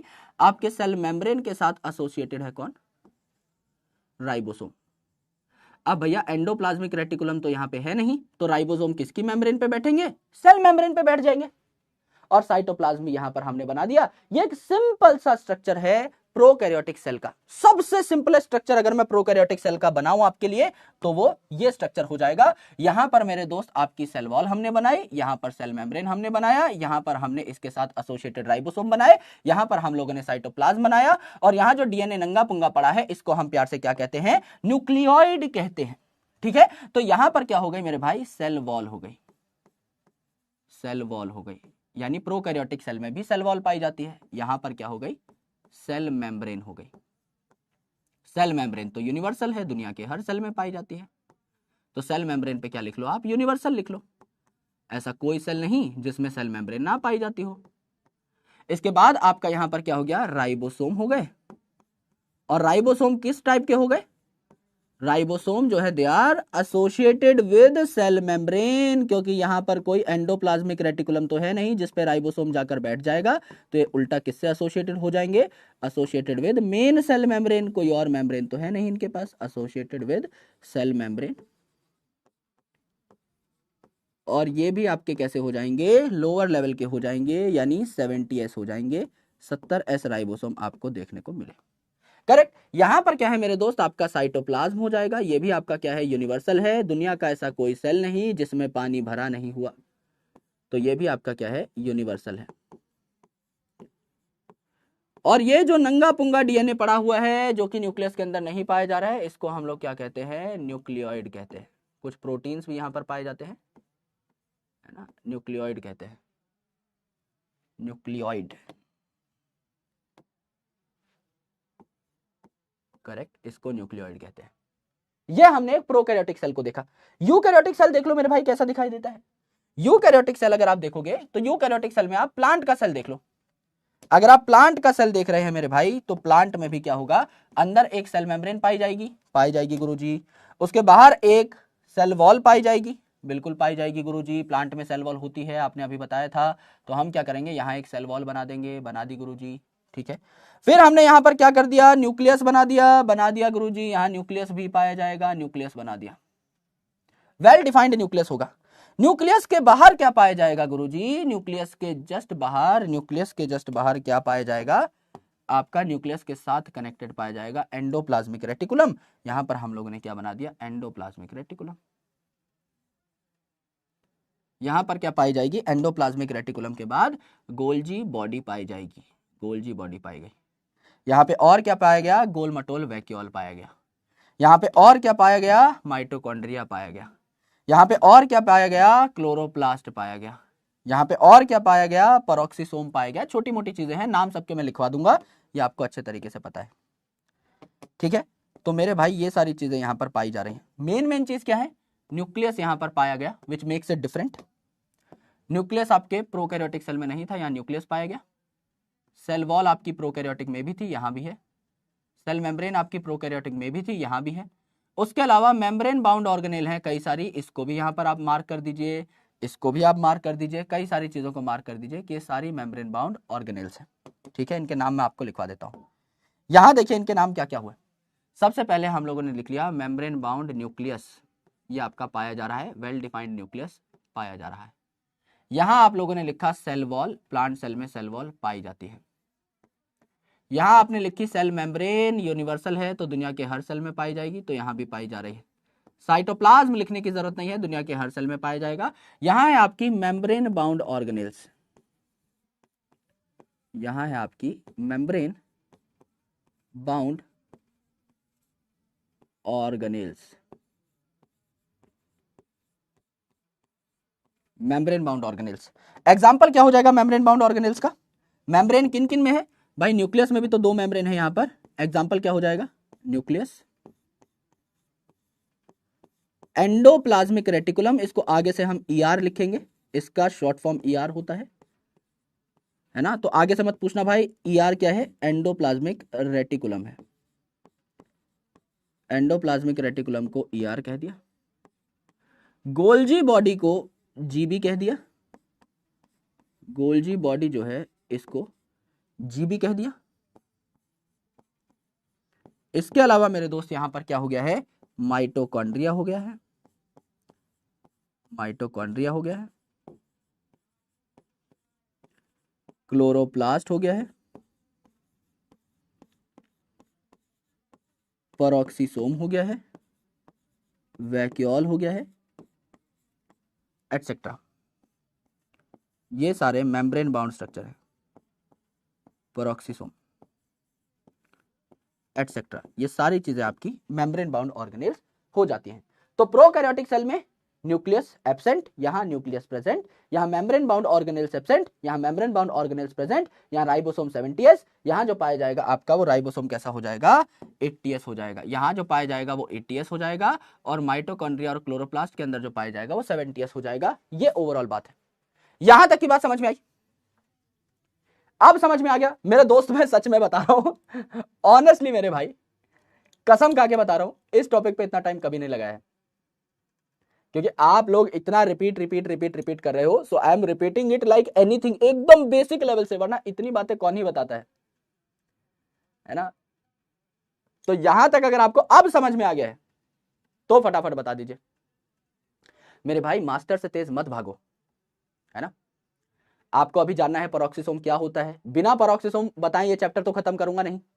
आपको अभी जानना है कि प्रोटोप्लास्ट क्या होता है, बिना बताएं चैप्टर तो उड़ाऊंगा नहीं। आपको अभी जानना है राइबोसोम क्या होता है, 70s क्या होता है, 80s क्या होता है, बिना बताएं तो कहीं भागा नहीं जा रहा हूं। ये इस चैप्टर में आएंगे, क्योंकि चैप्टर अभी स्टार्ट नहीं हुआ है। This topic is overview of the cell. हम बस सेल की शक्ल देख रहे हैं और कुछ भी नहीं, हम बस सेल को पहचान रहे हैं। जैसे आप मुझसे जब पहली बार मिलेंगे, अगर हम अनजान होते, पहली बार मिल रहे होते, हाथ मिलाते और एक दूसरे का नाम पूछते, अब उस दिन आप कुंडली तो नहीं बनाओगे ना मेरी कि हाँ यार, अरे गुरुजी अपना गोत्र तो बताइए, है ना, एक रिश्ता लेके आना था आपके घर पे। हर चीज में टाइम लगता है ना, और वो टाइम प्रॉपरली मुझे पता है कब आपको क्या सिखाना है। चिल होके रहो भाई की क्लास में, एकदम मस्त होके बैठो, जो पढ़ा रहा हूं वो पढ़ो, समझ में आ रहा है तो यस लिखो, लाल कलर के दिन बनाओ, दैट्स इट, है ना, उसके अलावा कुछ नहीं, आराम से पढ़ाएंगे, डोंट वरी। कुछ बताए बिना नहीं भागा जाऊंगा मैं, है ना, आप पकड़ लोगे मेरे को भाई, मेरे को भागने भी नहीं दोगे। तो प्रोकैरियोटिक और यूकैरियोटिक सेल जो है ये हमने देखा, अभी हमने जनरल बातें इसके बारे में करी।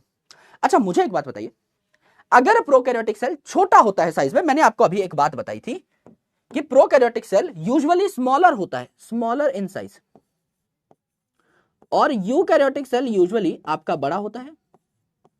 मुझे बताइए डिवीजन में कम टाइम किसको लगेगा, जल्दी कौन डिवाइड कर जाएगा, प्रोकैरियोटिक सेल या यूकैरियोटिक सेल, खुद बताइए। सवाल क्या है गुरुजी, सवाल ये है कि अगर एक बड़ा सेल है और एक छोटा सेल है, किसको डिवाइड होने में कम टाइम लगेगा। सर जो छोटा सेल है फटाफट डिवाइड कर जाएगा, क्योंकि उसके पास बांटने के लिए सामान ही नहीं है। सेल डिवीजन मतलब सेल का बंटवारा, एक सेल से दो सेल बनना, एक सेल का फटना, दो सेल बनना। तो मेरे भाई जब प्रोकैरियोटिक सेल छोटा है, फुचुक करके डिवाइड कर जाएगा, कुछ है ही नहीं उसके पास बांटने के लिए। दो चीजें हैं, ये जो आपका न्यूक्लियोइड है इसको डिवाइड करेगा, फटाफट से सेल दो टुकड़ों में बंट जाएगा। यहां बांटने के लिए कई सामान है, न्यूक्लियस है, इसकी भी दो कॉपीज बनेंगी, एंडोप्लाज्मिक रेटिकुलम है, गोल्जी बॉडी है, माइटोकॉन्ड्रिया है, क्लोरोप्लास्ट है, सबका बंटवारा होगा। सो ओवरऑल जो है आपका प्रोकैरियोटिक सेल सिंस छोटा है तो ये जल्दी आपका डिवाइड कर जाता है, इट डिवाइड्स फास्टर। ये बात आगे मैं आपको और बताऊंगा अगले चैप्टर में, सेल साइकिल, सेल डिवीजन में, वहां सेल डिवीजन की ही बात करनी है। लेकिन लॉजिक से हम एक बात बता सकते हैं, कोई चीज छोटी है तो बहुत जल्दी डिवाइड हो जाएगी, कोई चीज बड़ी है तो उसको डिवाइड करने में कॉम्प्लेक्सिटी आएगी, so it divides slowly. Cell division जो है इसका वो थोड़ा सा टाइम लेता है, ये फटाफट डिवाइड हो जाते हैं, झटपट डिवाइड हो जाते हैं। यहां तक की बात समझ में आई, हाँ है ना, यस, यहां तक की बात समझ में आ गई। फटाफट एक बार बताओ, लाल कलर के दिलों की बारिश या तारा in the chat section please, एक बार बताओ यहां तक की पूरी बात समझ में आई या नहीं। मैंने आपको कुल मिला के 2 स्लाइड्स पढ़ाई हैं, दोबारा से एक बार रिवाइज करा देता हूं, एक्टिव रिकॉल करा देता हूं, आंखें बंद और सिर्फ ध्यान मेरे शब्दों के ऊपर। जनरली ये चीज करके देखोगे जिंदगी में चीजें नहीं भूल पाओगे। आंखें एक बार बंद कर लो, एक बार ऑनेस्टी से आंखें बंद कर लो, सिर्फ बैठ करके मेरी बातों को सुनो। पहली स्लाइड में हमने पढ़ा ओवरव्यू ऑफ द सेल, यानी एक सेल जो है जनरली कैसा दिखता है। मेरे पास दो ऑप्शन थे, या तो मैं कोई एनिमल सेल बना दूं या मैं कोई प्लांट सेल बना दूं। मैंने सोचा कि मैं एक प्लांट सेल बना के आपको समझाऊंगा, तो मैंने एक प्लांट सेल बनाया। प्लांट सेल में सेल मेम्ब्रेन भी होती है, तो मैंने एक सेल मेम्ब्रेन बनाई जिसे प्लाज्मा मेम्ब्रेन भी कहते हैं। उसके ऊपर मैंने एक सेल वॉल बनाई जो कि आपकी रिजिड होती है, अंबुजा सीमेंट की बनती है, यानी काफी टफ होती है।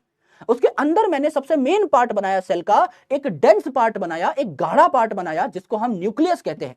इस न्यूक्लियस के अंदर क्रोमोसोम्स पाए जाते हैं और उस क्रोमोसोम के अंदर पैक्ड होता है डीएनए। अब ये जो न्यूक्लियस है इसके बाहर अलग अलग मेम्ब्रेन बाउंड ऑर्गेनेल्स भी पाई जा सकती हैं, जैसे endoplasmic reticulum, Golgi body, vacuole, mitochondria, chloroplast, कई चीजें पाई जा सकती हैं। इन ऑर्गेनेल्स के अलावा बचा हुआ जो स्पेस है पूरे सेल के अंदर, जो पानी भरा हुआ है, उस इलाके को हम कहते हैं cytoplasm. Plasma word is related to water. Cyto का मतलब होता है सेल, इसका मतलब सेल के अंदर जो भी माल भरा हुआ है उसको हम क्या कह रहे हैं, साइटोप्लाज्म कह रहे हैं।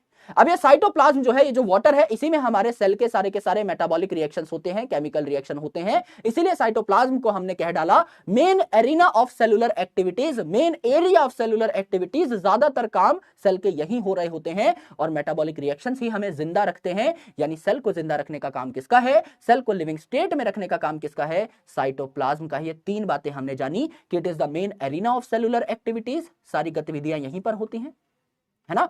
यहीं पर आपके सारे के सारे मेन मेटाबॉलिक रिएक्शंस होंगे जो कि हमें जिंदा रखेंगे, लिविंग स्टेट में रखेंगे। सिंपल सी बात है, 3 बातें हमने पहली स्लाइड में पढ़ी। उसके बाद हमने डिफरेंस नोट किया प्रोकैरियोटिक और यूकैरियोटिक सेल में। प्रोकैरियोटिक 2 शब्दों से मिलकर बना है, प्रो मतलब प्रिमिटिव यानी पिछड़ा हुआ, कैरियन मतलब न्यूक्लियस। ऐसे सेल जहां पर वेल डिफाइंड न्यूक्लियस नहीं है, ऐसे सेल जहां पर मेम्ब्रेन बाउंड ऑर्गेनेल्स नहीं है, ऐसे सेल जो साइज में छोटे हैं, ऐसे सेल जो बहुत जल्दी डिवाइड कर सकते हैं। और यूकैरियोटिक सेल मतलब ऐसे सेल जहां वेल डिफाइंड न्यूक्लियस पाया जा रहा है, जहां मेम्ब्रेन बाउंड ऑर्गेनेल्स पाई जा रही हैं, जिनका साइज कंपैरेटिवली बड़ा है, और मेरे भाई जो स्लोली डिवाइड करते हैं, क्योंकि इनका साइज बड़ा है, इनको डिवाइड करने में थोड़ा टाइम लगता है। यहां तक की बात समझ में आई? यस। 3 बार रिवीजन करा दिया मेरे भाई। आई होप आपको बात समझ में आई होंगी। और वैसे भी बहुत बेसिक लेवल पे चीजें चल रही हैं, बहुत अल्टीमेटली बेसिक लेवल पे चीजें चल रही हैं। प्रोकैरियोटिक यूकैरियोटिक में इतना टाइम लगा है, plant cell versus animal cell में इतना टाइम नहीं लगने दूंगा मेरे भाई, इतना टाइम नहीं लगने दूंगा। जल्दी जल्दी चीजें उड़ेंगी। क्यों? क्योंकि हमारे पास है एक ट्रिक, खुद की बनाई हुई एक रामबाण ट्रिक, जानदार ट्रिक, शानदार ट्रिक। अभी जब आप उस ट्रिक को देखेंगे आपको मजा आ जाएगा, कॉन्सेप्ट ऑटोमेटिकली तुनिक तुनिक हो जाएगा, तारा रारा हो जाएगा, बहुत ज्यादा मजा आएगा मेरे भाई आपको, है ना। बाद में हम डायग्राम बनाते रहेंगे, पहले मैं आपको ट्रिक बता देता हूं। ट्रिक का नाम क्या है? ट्रिक का नाम है CCCC। आए, ये क्या है गुरुजी? जो आपके एनिमल और प्लांट सेल के डिफरेंसेस को याद करने की ट्रिक है, इस ट्रिक का नाम है CCCC। ये क्या होता है गुरुजी? अभी बताते हैं मेरे भाई कि ये CCCC ट्रिक क्या है, साथ साथ नोट करते रहिएगा बस। पहला जो C है ये हमें क्या सिखाता है? पहले C का मतलब है सेल वॉल। खुद बताइए सेल वॉल किसमें प्रेजेंट किसमें एब्सेंट? गुरुजी आपने बताया था कि प्लांट सेल जो है इसमें सेल वॉल प्रेजेंट होगी, इसमें सेल वॉल प्रेजेंट होगी। स्वान साहब ने हमको बताया था कि सेल वॉल प्लांट सेल का एक फीचर है और आपके एनिमल सेल में सेल वॉल नहीं पाई जाती, तो आपकी यहां पर क्या हो जाएगी? सेल वॉल एब्सेंट हो जाएगी। प्लांट सेल में प्रेजेंट, एनिमल सेल में एब्सेंट। बात समझ में आई? समझने का कुछ है ही नहीं सर, ये तो पहले से पता है। दूसरी इंपॉर्टेंट चीज, दूसरा important see, that is chloroplast. Chloroplast किस में पाया जाएगा? सर ऐसे सेल में जो कि खाना बनाते हैं। खाना कौन बनाता है प्लांट और एनिमल में से? बाबू के लिए खाना कौन बनाएगा? प्लांट सेल बनाएगा। तो मेरे दोस्त यहां पर क्या हो जाएगा? क्लोरोप्लास्ट प्रेजेंट हो जाएगा। प्लांट अपना खाना स्वयं बनाते हैं, हम तो प्लांट को ही गटक के खा लेते हैं, खुद का खाना खुद नहीं बनाते, हमारी बॉडी में खाना नहीं बनता। तो क्लोरोप्लास्ट। सर मम्मी ने तो कल भिंडी की सब्जी बनाई थी। मेरे भाई भिंडी बनाई ना, मम्मी ने तुम्हारी बॉडी के अंदर खाना थोड़ी बना दिया, प्लांट को पकाया और फिर हमने खाया। तो हम प्लांट से एनर्जी ले रहे होते हैं, प्लांट अपना खाना लेकिन खुद बनाते हैं। तो यहां पे क्लोरोप्लास्ट प्रेजेंट, यहां पे एब्सेंट। दूसरा जो आपका सी है ये भी हमने यहां पर देख लिया, दूसरा जो सी है ये भी देख लिया।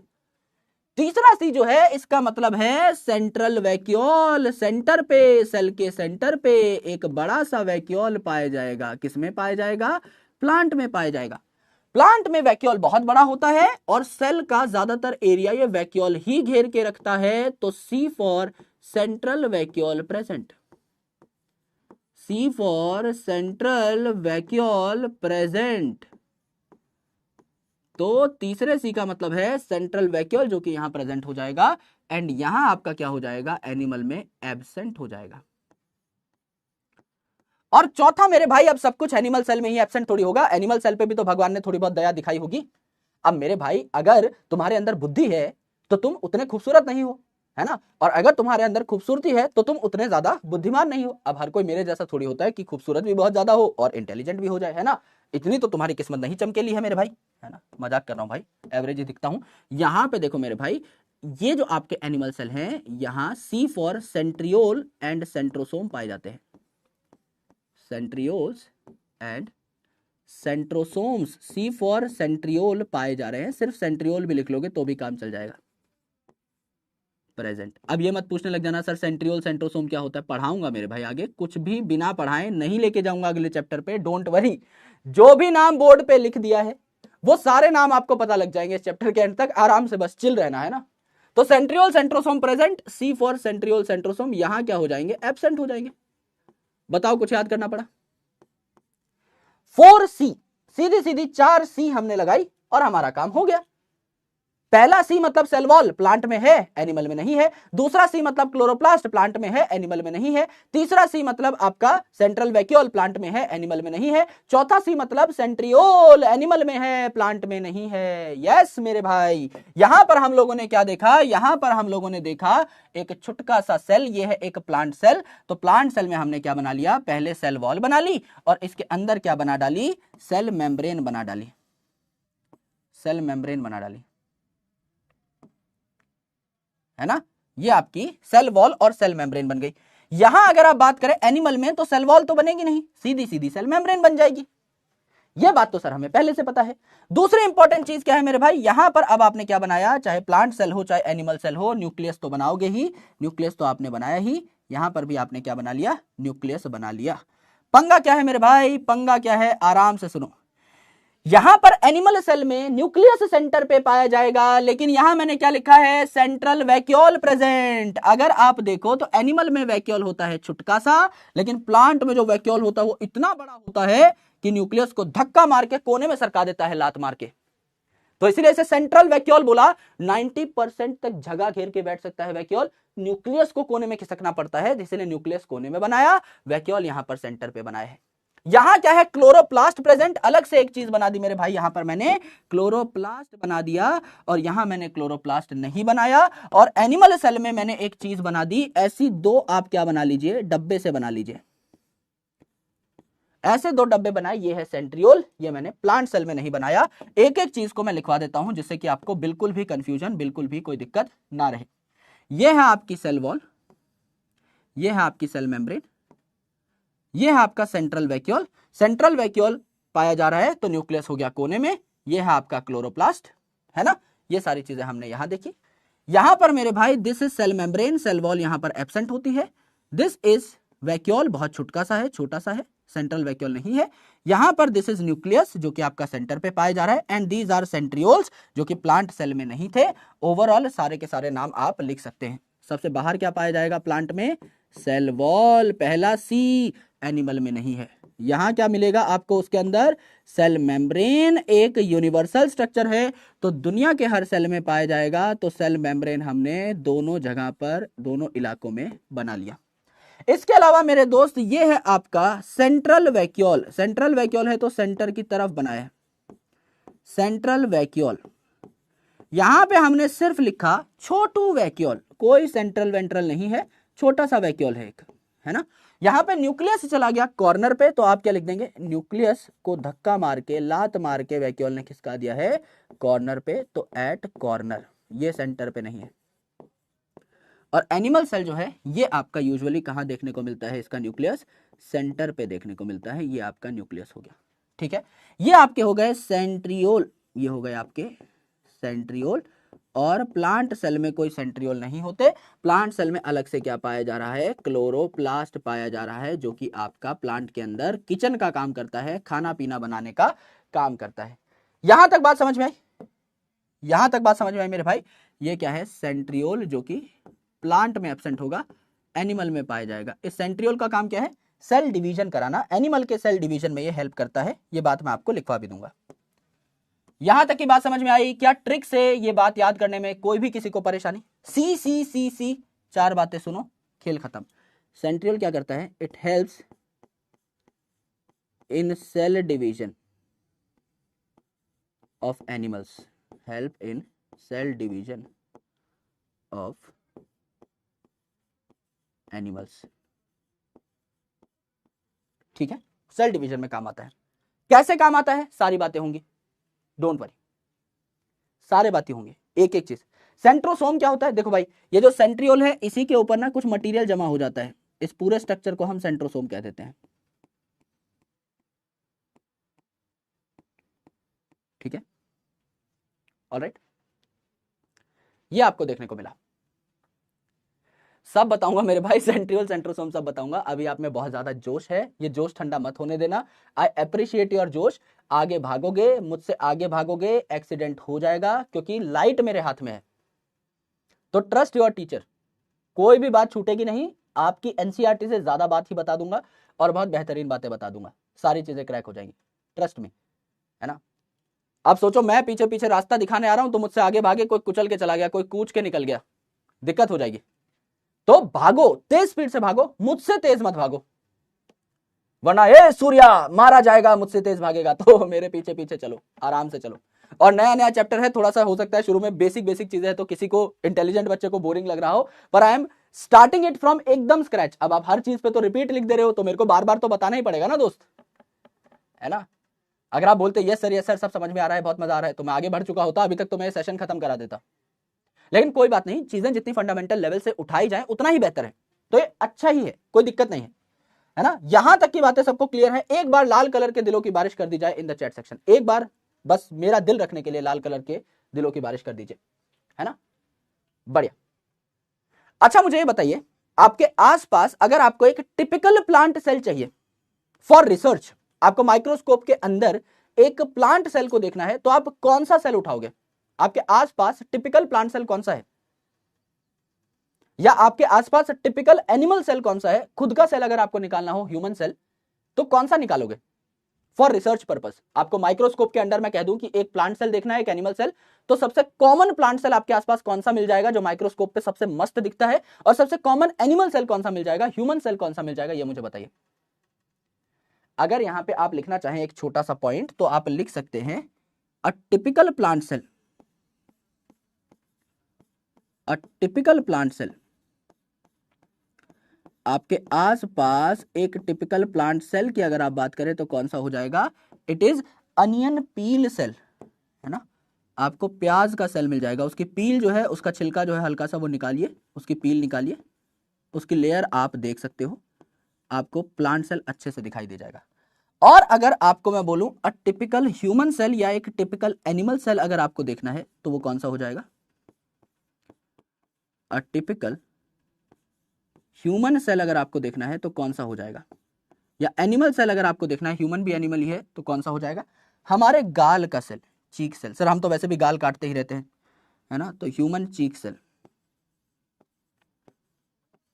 गाल से कुछ सेल निकाल सकते हो और उनको आप ऑब्जर्व कर सकते हो। ये आपके सबसे कॉमन प्लांट और एनिमल सेल हैं। तो कोई पूछ ले टिपिकल प्लांट सेल कौन सा है, प्याज की पील का सेल, और टिपिकल एनिमल सेल या ह्यूमन सेल कौन सा है, वो हो जाएगा आपका क्या? गाल का सेल। अंदर से एक छोटा सा पैच आप निकाल लो और उसको आप टेस्ट कर सकते हो। यहां तक की बातें करेक्ट है, तो आगे बढ़े, फटाफट बताइए, इस लाइन को ऐड कर लीजिएगा। Typical plant cell is onion peel cell, typical human cell is human cheek cell. अब मेरे भाई आपको कुछ बातें मुझे बतानी है, बहुत बेहतरीन बातें हैं, और एनसीईआरटी कंफ्यूज करती है, और एनसीईआरटी तो छोड़ो, टीचर्स भी कंफ्यूज करते हैं।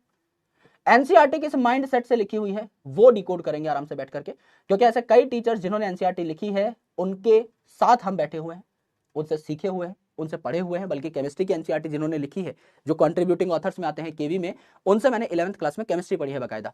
तो एनसीईआरटी लिखने का जो माइंडसेट है वो बहुत ही साइंटिफिक माइंडसेट है। एनसीईआरटी आपको कंफ्यूज करती है, कहां कहां कंफ्यूज करेगी मैं बता दूंगा। टिपिकल मतलब जो सबसे कॉमनली पाई जाए उसे हम टिपिकल कहते हैं, तो टिपिकल के बगल में स्लैश लगा के आप कॉमन भी बोल सकते हो।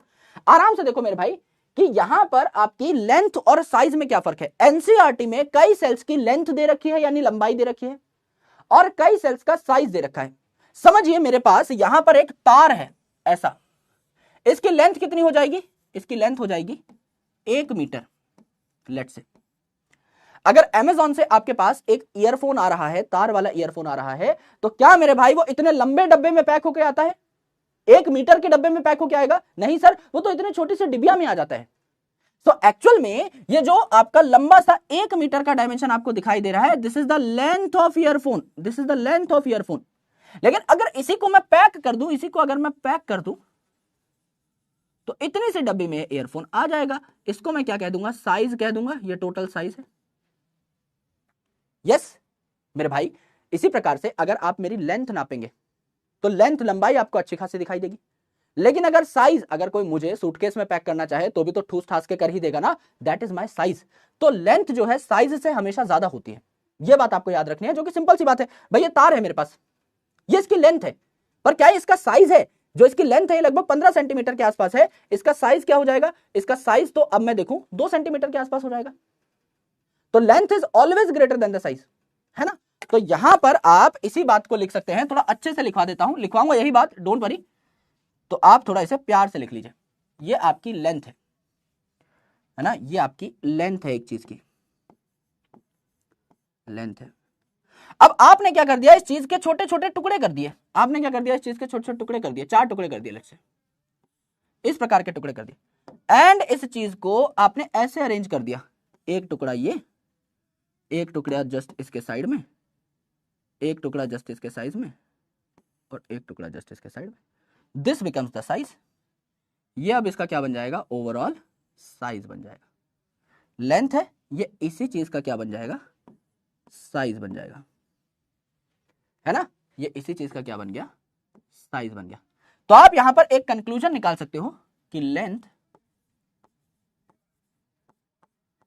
Is greater than the size. गुरुजी इस जानकारी का करें क्या? अभी बताता हूं क्या करना है।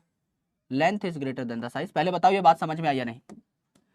भाई मेरी लंबाई ज्यादा है, लेंथ अपनी ज्यादा है, लेकिन छुपम छुपाई खेलते टाइम सोफे के पीछे घुस ही जाते हैं ना कुछ कुछ करके अपने साइज को कम करके, तो साइज इज लेसर। लेंथ पूरी लंबाई नापोगे एड़ी से चोटी तक तो आपको ज्यादा ही मिलेगी, तो length is greater than size. अब यहां पर एनसीईआरटी में 2-3 आपको नंबर्स दे रखे हैं, वो नंबर्स आपको सीखने हैं। आराम से देखिएगा मेरे भाई, वो नंबर्स क्या है। अगर मैं बोलूं आपको दे रखा है length of bacteria, length of bacteria. Bacteria एक माइक्रो ऑर्गेनिज्म है, बहुत छोटे साइज का है, तो इसका साइज माइक्रोमीटर में नापा जाता है, बहुत छोटा साइज होता है। तो लेंथ ऑफ बैक्टीरिया आपको कितनी दे रखी है? 3 से 5 माइक्रोमीटर। 3 से 5 माइक्रोमीटर। माइक्रोमीटर में ऐसे यू का साइन बनता है, this is micron, this is meter, micrometer इसको बोलते हैं, ठीक है। और वहीं पर साइड में एनसीईआरटी में एक जगह पर लिखा हुआ है size of a typical prokaryotic cell, size of typical prokaryotic cell. अब सर बैक्टीरिया भी तो प्रोकैरियोटिक सेल ही है। यस मेरे भाई एकदम सही बात है, पर इन दोनों में फर्क क्या है गुरुजी? इन दोनों में फर्क है क्वेश्चन की लैंग्वेज का। एक जगह लिखा हुआ है आपकी लेंथ जो कि लंबी होगी तो 3 से 5 माइक्रोमीटर, साइज है तो कंपैरेटिवली कम होगा, ये आपका कितना हो जाएगा? 1 से 2 माइक्रोमीटर। बात समझ में आई? यस सर बात समझ में आई। तीसरी इंपॉर्टेंट चीज, यहां दिमाग फटना शुरू होगा मेरे भाई। यहां देखिए तीसरी इंपॉर्टेंट चीज आपको यहां बता रखी है length of mycoplasma, length of mycoplasma. Mycoplasma जो है ये भी आपका प्रोकैरियोटिक सेल ही है, ये भी आपका क्या है? प्रोकैरियोटिक सेल है। इसमें भी कोई वेल डिफाइंड न्यूक्लियस नहीं है, this is also a prokaryotic cell. जो लेंथ ऑफ माइकोप्लाज्मा है ये कितनी होती है? ये होती है मेरे दोस्त 0.3 माइक्रोमीटर, 1 माइक्रोमीटर से भी कम, 0.3 माइक्रोमीटर। एंड इसीलिए इतना कम साइज है, इतनी कम लेंथ है इस माइकोप्लाज्मा की, इसीलिए इसको क्या बोला?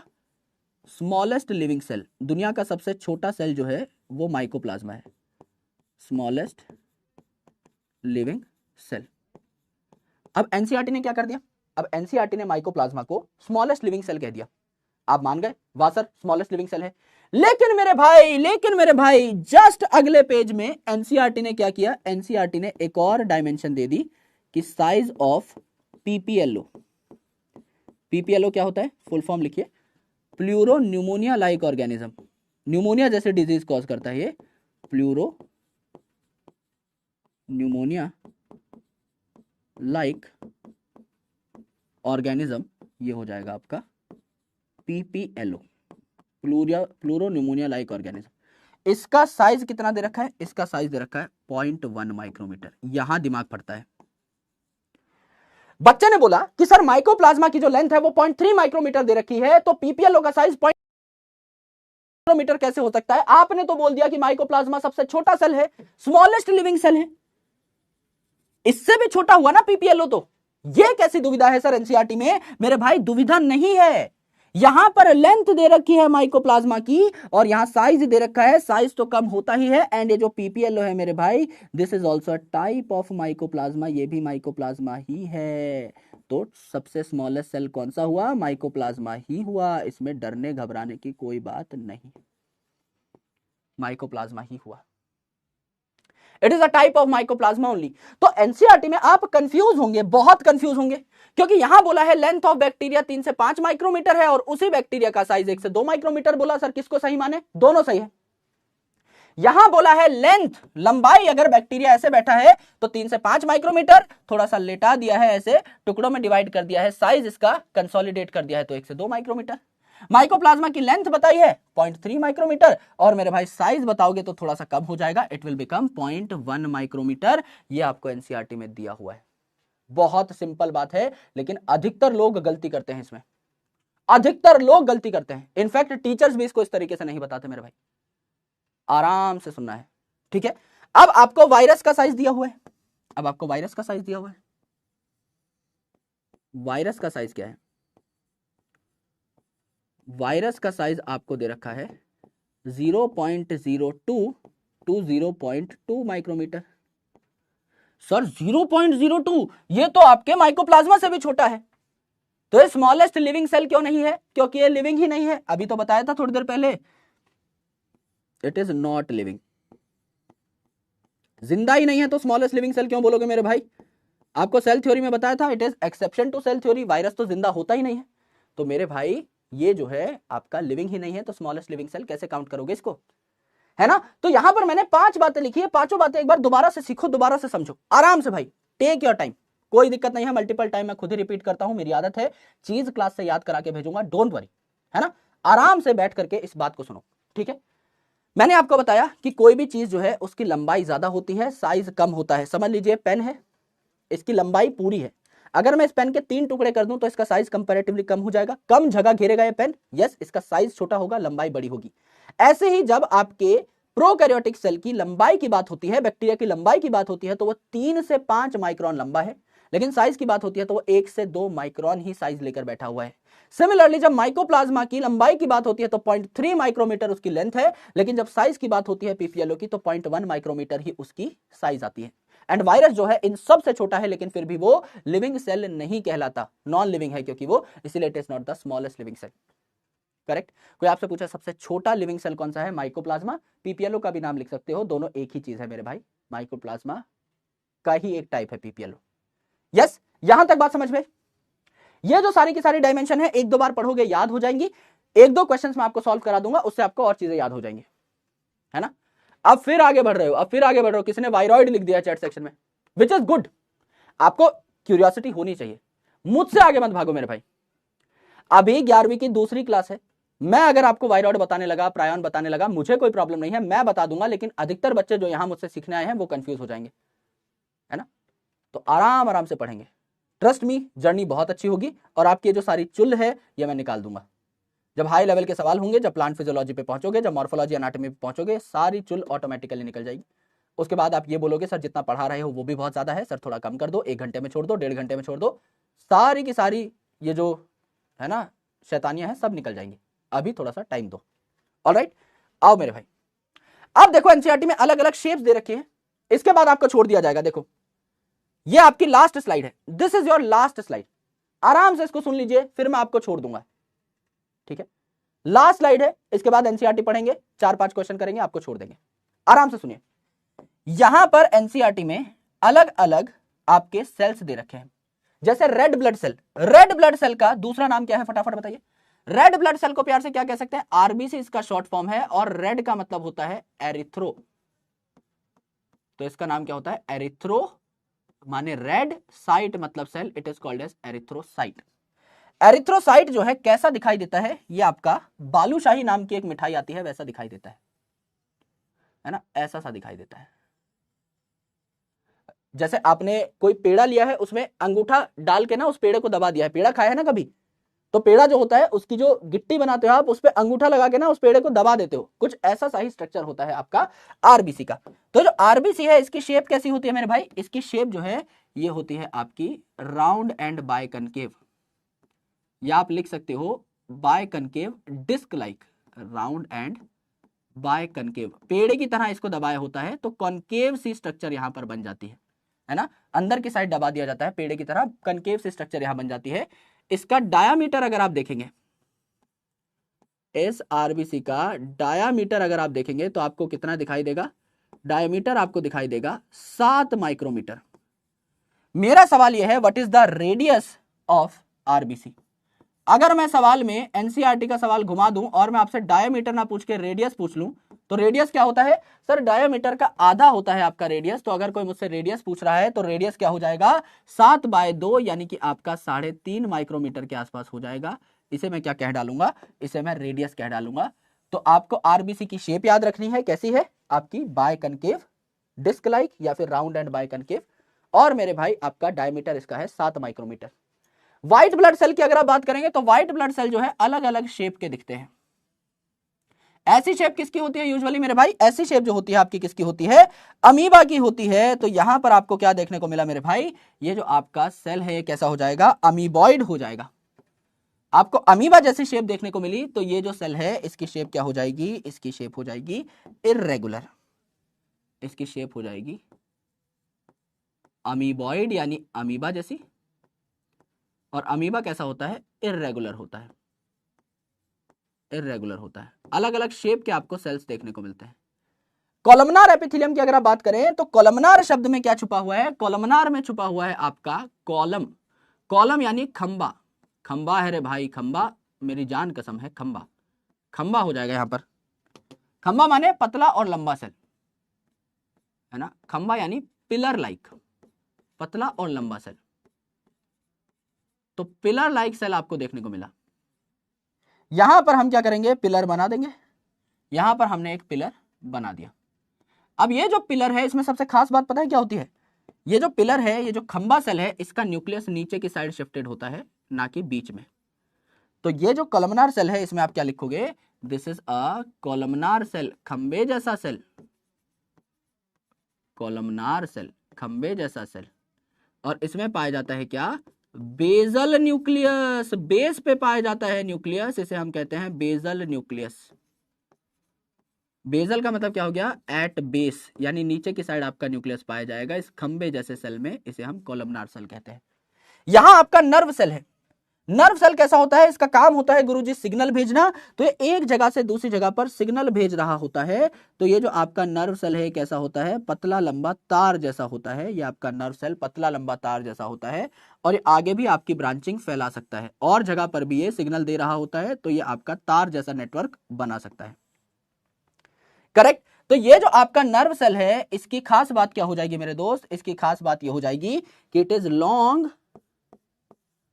एंड ब्रांच्ड, इसका काम है सिग्नल पहुंचाना एक जगह से दूसरी जगह, तो ये नेटवर्क बनाते हैं, ब्रांच होते हैं और पतले लंबे तार जैसे होते हैं, तो it is the longest cell. कोई पूछ ले कि हमारी बॉडी का लॉन्गेस्ट सेल कौन सा है, सबसे लंबा सेल कौन सा है, हो जाएगा नर्व सेल। कोई पूछे लार्जेस्ट सेल कौन सा है मेरे भाई, लार्जेस्ट सेल कौन सा है पूरी दुनिया का, लार्जेस्ट, लार्जेस्ट मतलब बड़ा, ये तो लॉन्गेस्ट हो गया, लंबा हो गया, लार्जेस्ट सेल कौन सा है, लार्जेस्ट सेल आपको बताया गया था ऑस्ट्रिच का अंडा है, लार्जेस्ट सेल कौन सा हो जाएगा, ऑस्ट्रिच एग हो जाएगा, है ना, ऑस्ट्रिच देवी का जो अंडा है वो आपका लार्जेस्ट हो जाएगा, यानी बड़ा। ये हम कह रहे हैं लॉन्गेस्ट, लॉन्गेस्ट मानी आपका ये क्या हो जाएगा, सबसे लंबा हो जाएगा, पतला और लंबा। लार्जेस्ट मतलब उसकी लंबाई भी अच्छी खासी है, चौड़ाई भी अच्छी खासी है, तो लार्जेस्ट जो हो जाएगा ये हो जाएगा ऑस्ट्रिच का अंडा। ऑलराइट, यहां पर देखिए मेरे भाई अगला सेल अगर हम बनाएं तो यह है ट्रैकीड। ट्रैकीड और वेसल क्या करते हैं, ये पानी ट्रांसपोर्ट करने का काम करते हैं प्लांट में, नलकी जैसे स्ट्रक्चर होते हैं, तो ऐसा नलकी जैसा स्ट्रक्चर है, लंबा सा, लंबा यानी लॉन्ग स्ट्रक्चर है, लॉन्ग है तो इसको क्या कह देंगे, इलोंगेटेड कह देंगे, लॉन्ग है तो इसको क्या कह देंगे, इलोंगेटेड कह देंगे। ये आपका सेल है, ये कैसा हो जाएगा, इलोंगेटेड हो जाएगा। इलोंगेटेड के नाम में ही आपको क्या पता लग रहा है, इलोंगेटेड के नाम में ही पता लग रहा है कि ये लॉन्ग है यानी लंबा सा है, ट्यूब लाइक है, ट्रैकीड है ना, वाटर ट्रांसपोर्ट करने का काम करता है, इट ट्रांसपोर्ट्स वाटर, जाइलम का एक पार्ट है ये, तो वाटर ट्रांसपोर्ट में हेल्प करता है, इट ट्रांसपोर्ट्स वाटर। और ये ट्रैकीड और वेसल जो होते हैं पानी ट्रांसपोर्ट करने के काम आते हैं, डेड सेल होते हैं, है ना, डेड सेल होते हैं। जैसे आपके पानी ट्रांसपोर्ट करने वाली जो नलकी है जो आप लोग घर में इस्तेमाल करते हैं पानी एक जगह से दूसरी जगह भेजने के लिए, वो भी तो डेड ही है, उसी प्रकार की एक नलकी है, तो ये भी आपकी क्या है, डेड सेल है। फिर होते हैं मेरे भाई आपके मीजोफिल सेल, हरे भरे मीजोफिल सेल, ये आपके राउंड हो सकते हैं या ओवल हो सकते हैं, यानी अंडाकार हो सकते हैं, या फिर आपके एकदम गोल गोल हो सकते हैं, ये आपके मीजोफिल सेल। और मीजोफिल सेल की एक खास बात है कि इनमें पाए जाते हैं खूब सारे क्लोरोप्लास्ट, मेन फोटोसिंथेसिस यहीं पर हो रही होती है, इन मीजोफिल सेल में ही खूब सारे क्लोरोप्लास्ट पाए जाते हैं, तो राउंड या ओवल होती है इनकी शेप, और खूब सारे क्लोरोप्लास्ट इनमें पाए जा रहे होते हैं, और वो भी बाहर की साइड पाए जा रहे होते हैं। बाहर की साइड क्यों, समझ लीजिए आपके मम्मी पापा गए हैं बाजार, और बाजार गए हैं अगर मम्मी पापा, तो मार्केट से क्या लेके आएंगे, चिज्जी लेकर के आएंगे।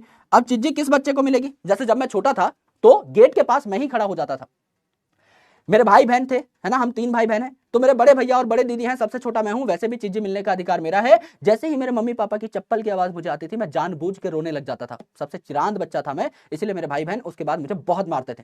तो मैं जानबूझ के रोने लग जाता था कि चुप कराने के चक्कर में मुझे चिज्जी मिलेगी, और रोते रोते गेट के पास बैठ जाता था कि गेट खुलते ही मुझे एकदम दीदार हुस्न हो जाए चिज्जी का, सबसे पहला कुरकुरे का पैकेट भाई ही उठाएगा। तो यहां पर भी ये जो आपके क्लोरोप्लास्ट है बाहर की साइड है, जब फोटोसिंथेसिस के लिए लाइट आ रही होगी तो सबसे पहले बाहर वाले पार्ट पे ही तो आएगी, अंदर वाले पार्ट पे थोड़ी, सेंटर पे थोड़ी। तो इसीलिए जो क्लोरोप्लास्ट हैं बाहर की साइड पाए जाते हैं कि सबसे पहले सनलाइट आए, इनका काम चल जाए मेरे भाई। तो यहां पर क्या होता है मेरे दोस्त, यहां पर this is mesophyll cell which is round and oval mesophyll, round oval mesophyll. And यहां मेरे भाई आपको देखने को मिलता है क्या, क्लोरोप्लास्ट, क्लोरोप्लास्ट है ना। ये अलग अलग शेप्स हैं सेल की, कौन कौन सी शेप हुई सारी की सारी रिवाइज करवा देता हूं।